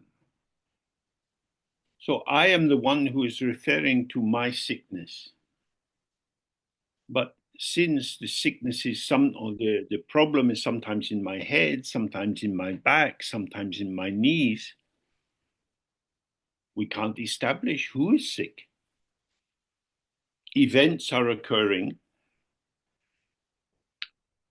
So what I'm doing is I'm telling myself a story which makes the randomness and unpredictability of the events more organizable for me. So I come to a conclusion. I am sick. Full stop. Something definite. I can define my situation. But the definition is a lie, because the patterning of my subjectivity is shifting and changing with events, and the signs and symptoms that I use to as evidence that I am sick, they also are changing. So we had the initiating trauma, and then we have the development into this dualistic sense of subject and object, both of which polarities I can identify in myself. I am sick. Sickness is something I have. Sickness is the object. I am the owner of the object, or I am subjected to the object. Now, clearly, moment by moment, subject and object are interacting very quickly because there is no real subject-object and no real object-object. Or no, put it in better language, there's no real subject entity and no real object entity. So this brings us to the third level of unawareness, which is the application of signs or linguistic interpretations of concepts to every occurrence. So this is like a theme that you get in science fiction, where you have a kind of a parallel world or a shadow world which is similar to our own but subtly different. We have the world of the immediacy of our phenomena as they occur through the five senses. And then we have the immediacy, then we have, the effortful construction of the world of signs and interpretations. And the problem for us is that our survival in the world of signs requires us to be competent with signs. And of course, this is going to become more intensively the case the more we have to depend on computers, because they are demanding, what is your password? You think, oh, I used to just go into the bank and I will get the money, but now I have to remember the password. Otherwise, I am locked out of my own money. Without my password, I cannot activate my money. So in the same way, we as human beings use language. So we have to formulate grammatically meaningful sentences, subject, verb, object, or subject, object, verb. In this way, we consolidate and define and become efficient in the manipulation of signs. So this is the world we live in now, which is a semiotic world. That is to say, it reveals itself through interpretation, which all your education has led you towards formulating in a recognizable way. Now, what I've been describing can seem to be quite complicated, quite intellectual, quite abstract. But that's because, if you go to the cinema, and it's an old style cinema, so the film is made of different frames. So the light in the projector is illuminating frame by frame the images, which we experience as a seamless flow. We go into the movie, which is how it can be. But sometimes we seem to be living in the cutting room, where there are endless bits of film hanging from the roof, and we're looking at them and thinking, how the hell do I put all these together? That can feel like a real headache. But at least it lets us see, oh, I am involved in this. I am doing this. If we're caught up in the flow of our habitual identifications, then it's more difficult to recognize that this is artificial. In the flow, there's subject and object. There are good people and bad people. We are good people. They are bad people. So for Mr. Putin, the Ukrainians are Nazis. And for Ukrainians, Putin is a warmongering invader of their country. What is the truth? There is no truth. There are patterns. And if you have the power, you can become the one who determines the narrative. So in the country, in each of our countries, we have policemen and we have courts. And if somebody kills someone else, we say, oh, police, go and arrest the murderer. But if we are defending our national boundaries, we say, soldiers, go and kill these people. Soldiers kill people without becoming murderers, especially if they are our soldiers. So this is the third level of unawareness, when we use these signs and we move them around without realizing that we are stretching and bending and stitching the truth to make the story that makes us feel good. It's not saying that everything is just what you claim it to be. Rather, there is definitely the experience of phenomena, of the immediate unfolding of the life of the senses. But this is then interpreted. And the interpretation tends to be self-referencing. So if I'm committed to my version of events, and I see you as somebody hostile to me, and that is the basis of my movement towards you, you are real and you are my enemy, or you are dangerous for me. So this is the first stage of karma. Now I develop an intention towards you. I'm going to stop you harming me. I'm going to attack you first. So I find my way to where you are and I shoot you. That is the third stage of karma, the enactment. And I look at your dead body and I think, oh, I'm glad. Now I feel safe. I have done well. My enemy is dead. Unfortunately, you have 5 brothers. And they find out that I have killed you. And now they want to kill me. So I now have 5 enemies. That's why they say there is no end to karma.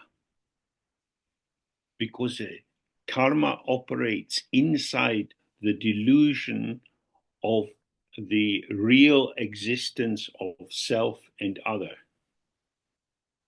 So these are the 4 stages of ignorance or unawareness. And this is precisely what we need the medicine of Dharma to heal. You know, if I'm a bossy, controlling person, you might find that very annoying about me. And you tell me that, and I might try to change. But that, even if I try to alter my personality so that I'm more pleasing for you, that won't solve the fundamental problem, which is I don't see the ground of my own being. I'm not open to the ever open basis of all which manifests. So I'm trapped inside my story of myself and my story of other people. So even if I go for therapy and I shift some of the unpleasant character traits that I have so that my life gets easier and I have more friends, this won't help me when I die. When we die, the structure of our daily existence starts to fade, and we can no longer rely on our possessions or the people we know who confirm that we are who we think we are. We have the falling away of the familiar, reassuring content of our mind. And we encounter the unborn openness of our mind. But if we've never studied the Dharma or done any practice, that unborn openness seems to be the enemy. Because if my starting place is, I am myself, and at death, the factors which confirm that I am myself start to dissolve, then I'm experiencing a loss of self.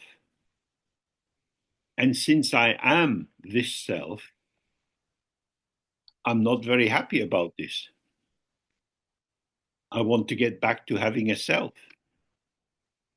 And samsara offers many, many places where you can become a self. You could be a whale or a snail or a frog or a dog. Each of these creatures, when you look at them, they are busy about something. What they're doing may seem incomprehensible to us or rather stupid to us, but they're very busy doing it, making a nest, pushing balls of dung or whatever. So just as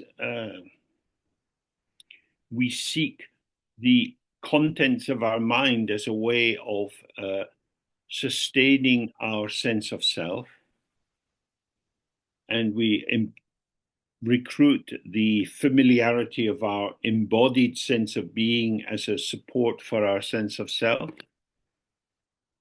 and we recruit the aspects of the environment around us that generate the form of the world which fits us or which we like. So it seems obvious that my core identity is I exist, I am someone. And it's this belief and the mobilizing consequences of this belief that take us to rebirth after rebirth after rebirth. But if we want to have true happiness when we die, and we want to see the intrinsic purity of our own mind, then maintaining an illusory belief is not a very good method to do this. Instead of developing and refining and maintaining our self-image, we need to paradoxically let go of it. On a cold day, having a warm coat is great. But in summertime on the beach, you don't want to have a big coat. So the clothing that suits you in samsara is not at all suitable for nirvana. So all these habit formations and identifications and national identity, linguistic competence, all of these many, many factors we have that confirm I am who I think I am, all of this is an impediment to awakening. However, it's also the meal ticket for surviving in samsara. This is why we have to follow the middle way. It's not just getting rid of the old habits of samsara. Rather, we're not wanting to alter the outer formation. We want to see the illusory nature of the factors which generate the egoic sense of self. And because they are illusory, they don't have to be gotten rid of. All outer phenomena are impermanent. Sensations, memories, plans, all are impermanent. So hopefully you see the importance of the basic meditation instruction. Don't merge with whatever arises. Don't reject or try to get rid of whatever arises. But by staying relaxed and open with whatever arises, its illusory nature is revealed, and you can directly see the self-liberation of these manifesting phenomena. Now, this becomes much easier when we understand the view, especially the view of Dzogchen. So we take a break now, and when we come back, we'll look at how to apply the Dharma to these impediments to awakening in the simplest way possible. So we take a half-hour break. Good. See you then. Okay. So we've looked at the original nature, the quality of the source itself, and that there are these two paths in relation to it. One is being aware of it, the other is being unaware of it. And in particular, we've looked at how when we are unaware of the ground, it's not that there is nothing at all. Rather, this is when our creative imagination arises and we start inventing many, many seemingly real things. And the problem there is that we mistake an interpretation for truth. And the truth means that I absolutize what is relative. So if your people have invaded my country and I'm fighting to keep you back and to get you out, for me, I am a freedom fighter. But for you, I am a terrorist. Because you believe you are a good person and you are entitled to take this country. But I don't believe this. So we have a situation where no truth can be established because it's only interpretation. This is the meaning of relative truth, or as some people translate it, fictional truth. So you have a fiction, and then you have more or less power. And if you have a lot of power, you can insist that your fiction or your interpretation is the truth. So, for example, there was a terrible situation where Stalin murdered many Polish soldiers, Polish officers. But he disguised it as something done by the Nazis. So he knew that people would have a tendency to believe that the Nazis were bad. And because people had been fighting against the Nazis, maybe they would consider Stalin's formation, the Soviet Union, to be good. So we know the saying, the first victim of war is truth, because it becomes a war not just of soldiers, but of propaganda, of ideas. We see this in relation to climate change, to all sorts of conditions. This is the world we occupy. And we might think, well, why don't people just tell the truth? But in relative truth, there isn't much clear truth, because who could we agree is neutral enough, without bias enough, for them to be able to define the real truth? We are all implicated in limiting definitions. So many years ago, I translated the prayer in 7 chapters by Padmasambhava. I did it with Siya Lama and was able to ask him many questions.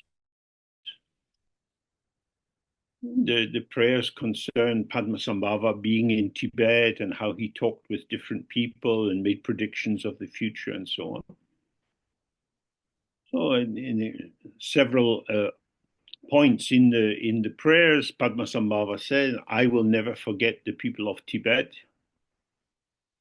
And if the faithful people of Tibet pray to me, I will always come to help." So Siya Lama said, "Oh, we have to change this." So he rewrote these verses to make it, "I will pray, I will always come for the benefit of all sentient beings." Because Siya Lama said, well, why would English people or German people want to pray for Tibetan people? They want to pray for themselves. And it's true. Self-concern is a very powerful motivator for our interests. The people with a lot of oil in their country want to continue to sell oil. And the people who live on islands in the Pacific want to stop people burning so much oil. This is samsara. So if you start at the fourth level of unawareness, the terrain of karma and the consequences of past actions, then you find there are so many different conflicting factors. How could you possibly get them all aligned in the same way? Because if you set out to purify all the things which exist contaminated by the impurity of the dualistic conceptualization, then there is no end to the amount of time you have to spend doing purificatory practices, putting up prayer flags, and so on. And then the macroeconomic factors start to operate. So we have rising inflation. So prices go up, so we need to earn more money.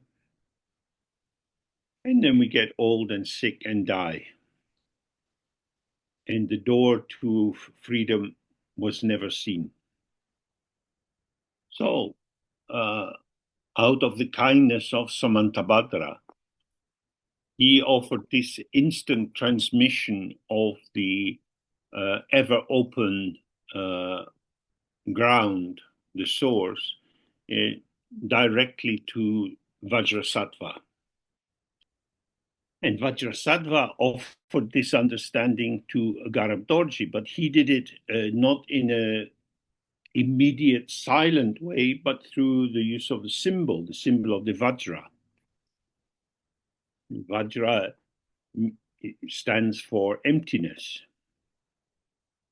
and for the purification of the 5 poisons into the 5 wisdoms, and for many, many other factors of Dharma. It's a very dense symbol. The indestructible being. That is a Vajrasattva. What is indestructible being? It is being or presence or manifestation which has never strayed from non-dual integrity with the whole. So everything which arises is Vajrasattva. The tree is Vajrasattva, the car is Vajrasattva. You are Vajrasattva. Your friends are Vajrasattva, the people you don't like are Vajrasattva. So this is like, I don't know if they still make them, but when I was a child, you could get these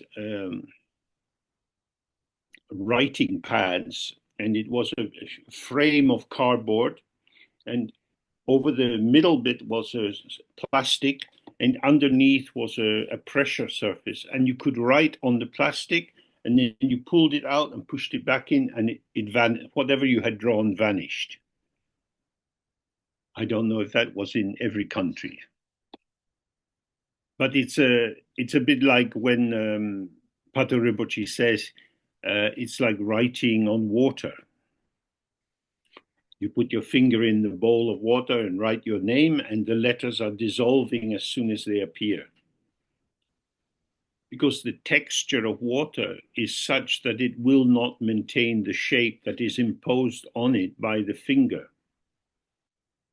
With this magic writing pad, you could do any kind of drawing, and you just pull it out, push it in, and it's clear again. So if we were to say, I like this emptiness, I don't like that emptiness, that might seem a bit strange. Both are empty. What's the difference? They only appear to be different, but actually they are empty of inherent existence. So this is what the Vajrasattva offers to Garab Dorji. There is all this diversity. Everything that comes through the senses, different kinds of music, different kinds of fruit, different kinds of texture. But there is no fundamental conflict between them because their actuality or their true nature is empty of self-existence. They are illusions. So from that point of view, there is no need to enter into judgment. Or rather, enter into judgment if you want. Give as many judgments and biased opinions as you like. But that would be like deciding to give a prize for the best wave in the ocean. As soon as you find the biggest, strongest, best wave, and you have your little certificate ready to present, the wave is vanishing. Come back, collect your certificate. It's very important. But it's gone. And this is the same with everything. So this is the Vajrasattva, the indestructible being, or the the non-duality between appearance and emptiness. And Garab Dorji receives this from Vajrasattva, and then he comes into the human realm. He's the first teacher of Dzogchen in the human realm, and he presents the teachings. And Garab Dorji, when his time has come to leave this domain, he rises up in the sky, and from within a ball of rainbow-colored light, he offers these three statements, which are very famous. And the first statement is Ngo Rang Tok Tu Tret. Ngo means like the face or the original nature. The face stands for the original nature because you can never see your own face directly. That is to say, if I'm looking at the screen just now and I see this image of Robert, his face is an object for me. Directly, because I'm looking with my eyes at the representation on my screen, say, oh, that is Robert. But I can't do the same to myself. I cannot directly see my own face. That is to say, my awareness is not an object for my mind. I am a presence, not an entity. And identity belongs to entities. That is to say, we we recognize the form of different entities and we give them a name and we identify them as being good quality or bad quality. But I can't find my own face or my own presence in that way. So this phrase in Tibet means to be introduced on your own face as it is. You're not being introduced to something. In a sense, you're being introduced as this. So, for example, in terms of practice, when you do the 5 questions we touched on earlier, and you look and you look, and you again and again you see, I am not a thing. My mind is here, but I can't find it as something. I can't say it doesn't exist because it's here, I'm present. And I can't say it truly exists because it has no substance to it. So this is the first point of Garab Dorji, is each of us must keep being with ourselves until we gradually remove the unnecessary assumptions and interpretations which cover our own radiant nakedness. This is not a dogma. It's not something to believe. You study something, you immerse yourself in a text, it seems to be very clear, but then a week later you get in a quarrel with your partner and it's all vanished. It is about direct presence, the self-illuminating nature of awareness. Awareness is not looking from a particular position. It doesn't have a kind of home base the way our ego self seems to be living inside our body. We are aware of ourselves and wherever we are. When you're walking down the street, if you're not distracted and daydreaming, your feet are going on the ground, left, right, left, right. You see the people walking towards you. You feel whether the ground under your feet is level or not. You hear the sounds of the traffic. It is all at once. So in the Dzogchen text, we have these 2 terms, kada and sundru.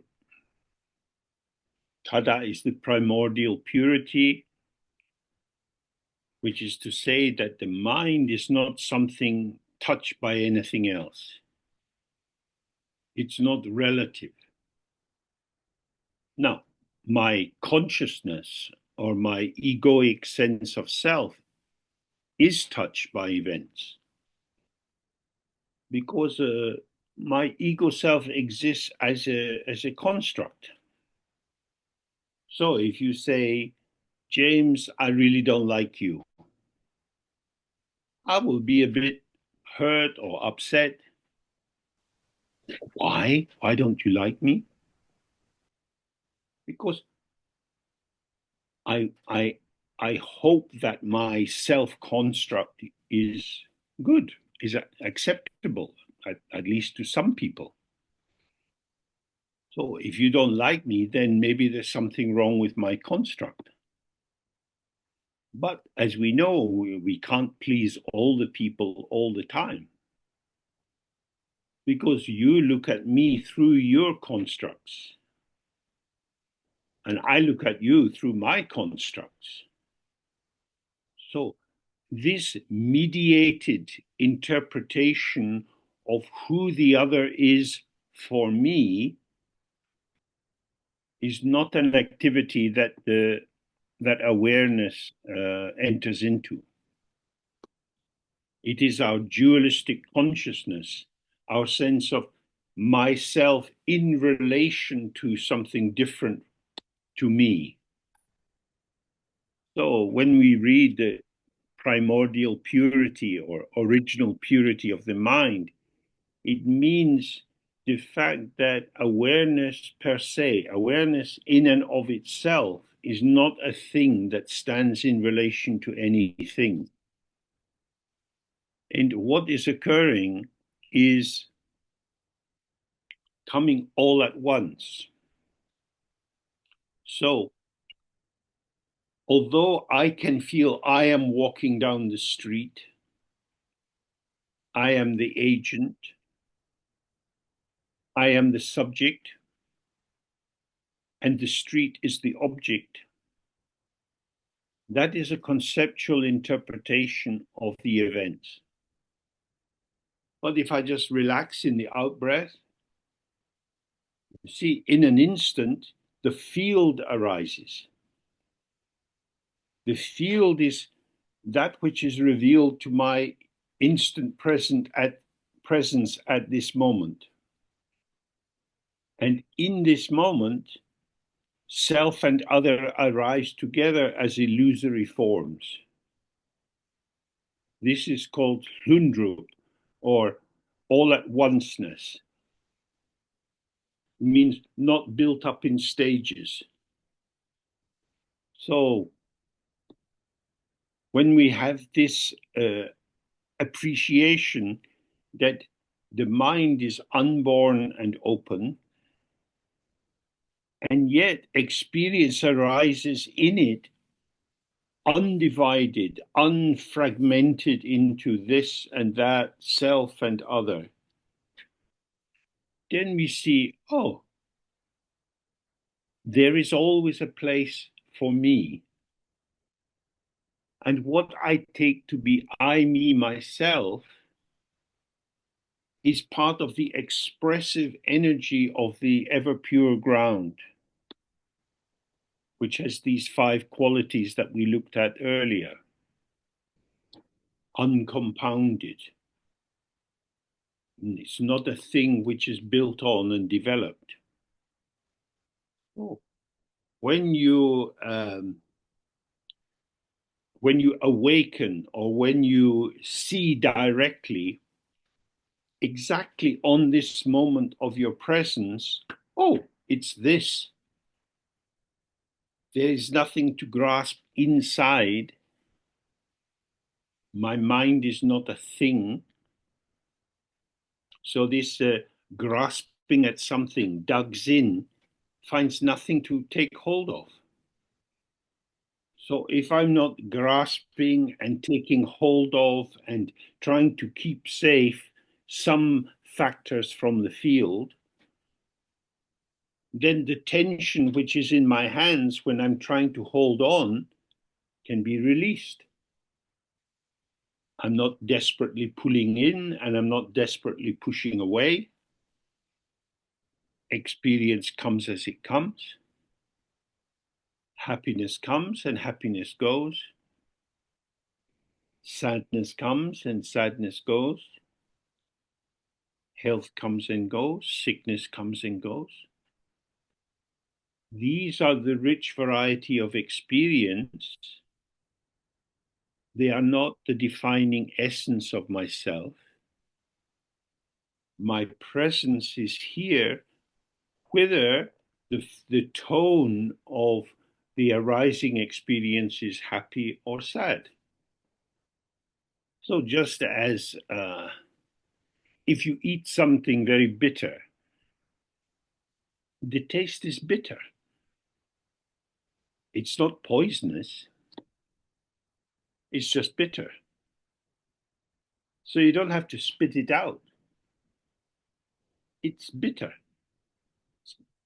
Your face might contract. Oh, you're tasting something bitter. I'm sick. Whoever I was before, talking in terms of the three times, past, present, and future, whoever I was before, who was healthy and running around, that person is not living in the skin bag anymore. The current occupant of this skin bag is tired old man. So that's how it is. What would be the benefit or the advantage of applying some criteria for evaluation? It's like this. This shape, maybe aches and pains and not sleeping and having to pee a lot in the night, all of these many, many things, they do not define the nature of my true presence or my awareness or the source. But they do very easily get adopted as true definitions of my ego self. Many people are afraid of getting old and dying, even although they know it's completely natural. It's not a punishment. Having been born, we are going to die. The question is, when I was born, when I came out of my mother's body, was every part of me born? My little baby body was born, and with it, the potential for developing as a human being. But awareness was not born. Awareness is always unborn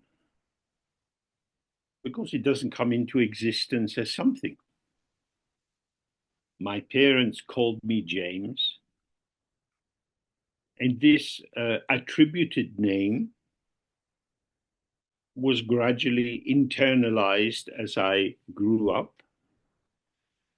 I grew into being James. The baby was only James for big people. For the baby, not James or Mary or Angus or anyone, just baby, crying and shitting. So I became James. Having been born as a physical existence, if you like, separate from my mother's body, I became dependent on breathing air and eating food and drinking and so on. So if the focus of attention is merely on the perceptual form which can be identified with concepts,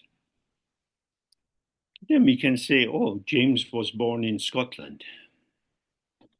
But the rigpa or awareness or presence, the mind of James before James was born, that is unborn. It cannot be found as a substance or an entity. And this is why the simple Guru Yoga of the white eye is so important.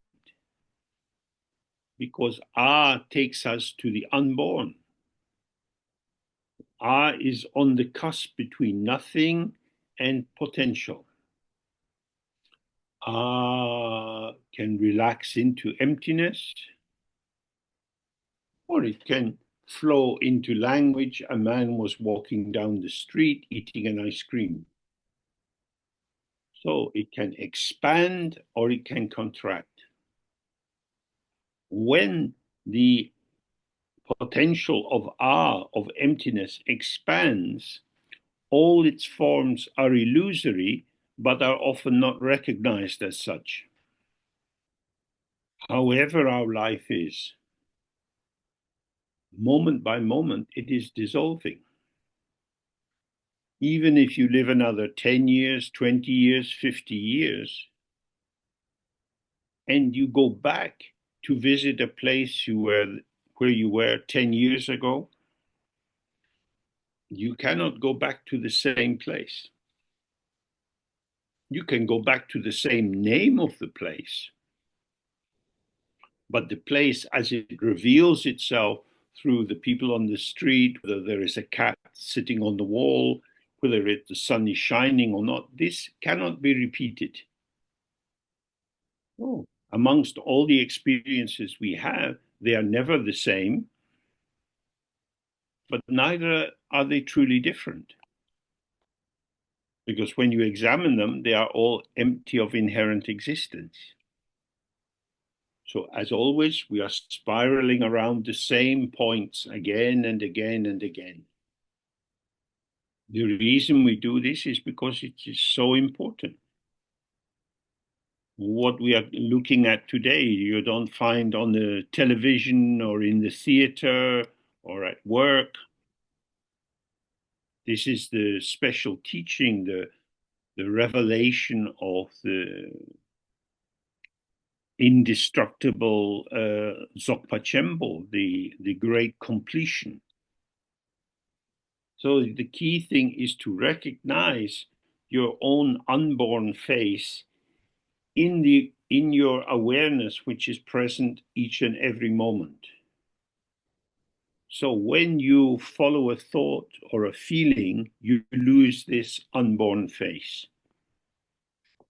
So, like an anxious teenager looking in the mirror, you see your face, and then you see the pimple, and you keep looking at the pimple. And the pimple is very small, but quite red. And it's as if for you it fills your whole face. In the same way, in the meditation, the thought arises, and you fixate on it like a pimple.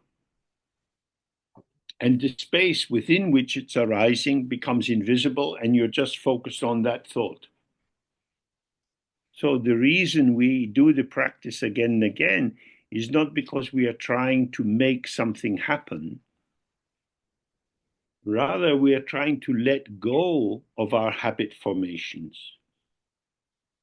to release ourselves from the reactivity which has become a part of how we respond to events.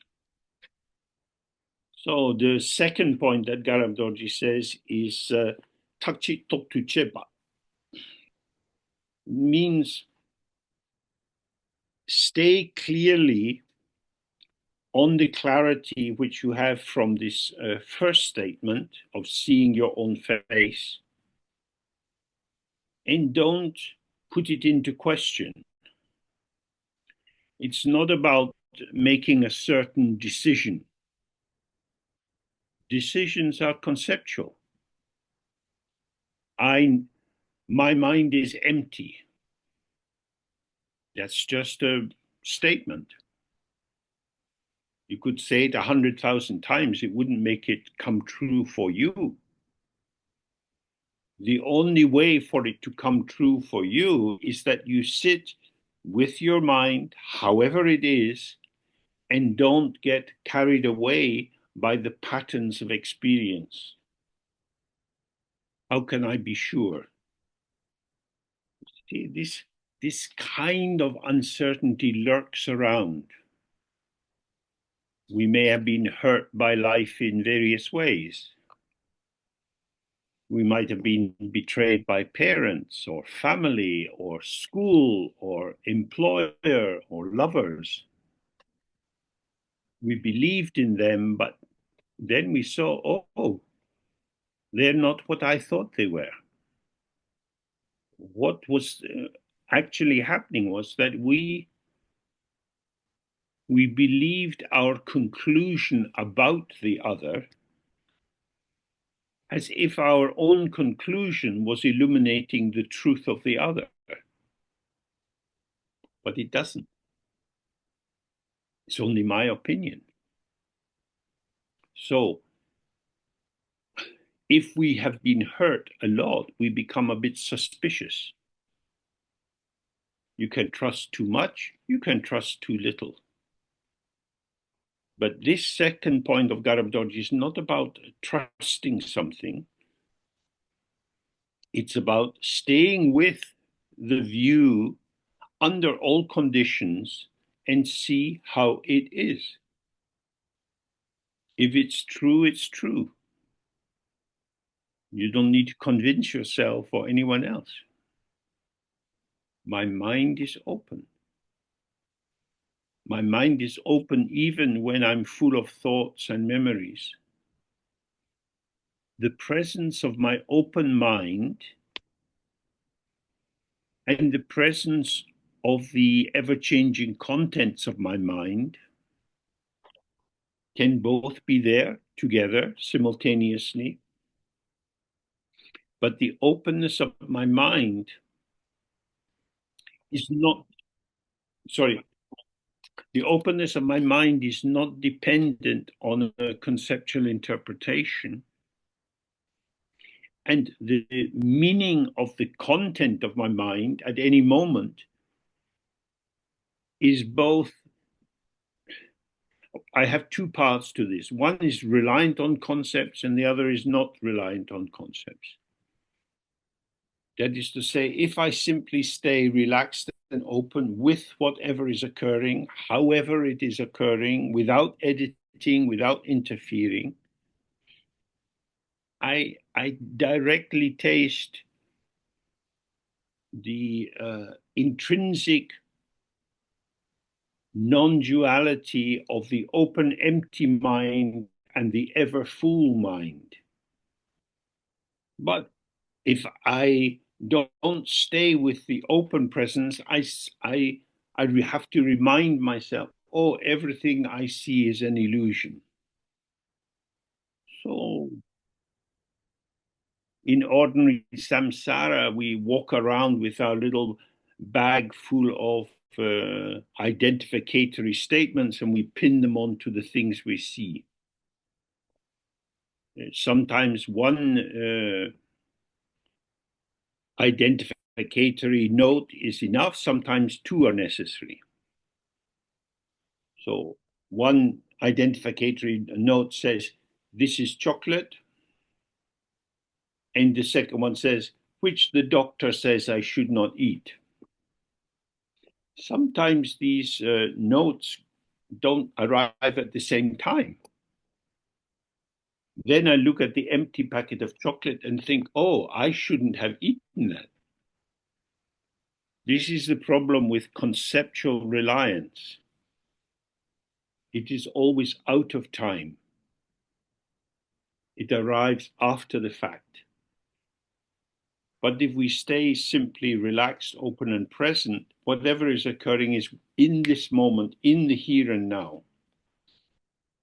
Then the third point of Garab Dorji is, it says, Dendrol Tagtu Cha, which means being relaxed on the liberation of all that occurs. The text says Dengwa, which is normally translated as confidence. But this is not exactly confidence, because you take up a position of confidence that says, oh, let's go to that cafe, they have good coffee. I've been in that cafe before, and I know their coffee is good. So this is confidence based on experience. But that's again cumulative. The owner of the cafe could have changed. They could be buying cheaper coffee because of inflation. What we are concerned with is the self-evident truth of the situation. So we simply stay with openness at all times. Now, as we know, when we're doing the practice and we're sitting, we can get distracted. It's as if sometimes we fold into the event which has arisen in our mind and we go off on a little journey with it. Then at first we want to not do that. I don't want to get distracted. So I try to develop a kind of effortful mindfulness. But these old habits are very quick. Then we trust the practice a bit more. I stay open. I get lost. The moment of getting lost comes to an end. I'm here. Where did I go when I got lost? I was sitting here. Did I go somewhere else? I merged with the thought. But then we go back to this text from Samantabhadra. There is only one source. So whether the mind has clarity or distraction, both clarity and distraction arise from the open source. So I cannot truly, really get lost. I'm lost by imagining I'm lost. I imagined there was something in the thought that I needed to get. And then the thought vanished. Oh, I keep looking for something where there's only nothing. But this nothing shows itself as something. This is a very cheaty kind of nothing. If it was just nothing at all, life would be easier. But all these billions and billions of somethings are actually nothing. So if all somethings are nothing, why am I keep looking for a real something hidden inside the appearing something? And since all nothings appearing as something are impermanent, I get very tired chasing something nothing here, something nothing there. I never manage to catch this fucking something. I just get there, but it's already vanished. Better to believe Garab Dorji and follow his advice. Stay with the big nothing, the Dzogchen Chembo, the complete nothing, the whole, which is composed of awareness and emptiness, luminosity and emptiness, sensation and emptiness, appearance and emptiness. There is only one factory, and the only thing the factory makes is nothing. But it does it with many different colors, different sizes. So you could have a small red nothing or a big blue nothing. But nothing is nothing. So gradually you see, oh, I can't get these nothings, but I can enjoy their variety. So we sit in the practice, and the mind is showing many different possible forms and presentations, all of which are like an illusion. So we've been looking at what is the disease that Dharma is the medicine for. And the key aspect of the disease is the belief in real substantial entities. And the more we look, we see that such entities do not exist, but we can imagine them. And if you take refuge in your imagination, then you will keep imagining on and on and on. Samsara is the endlessness of the imagination. But all that is imagined is inseparable from emptiness. Samsara itself is unborn. And therefore there is no need to escape from samsara, because you've never been trapped in something which is unborn. So we come to the end of today. After Christmas, in the new year, we have 4 single days. They'll be up on the website soon. And we'll have more Wednesday evening meetings for question and answer.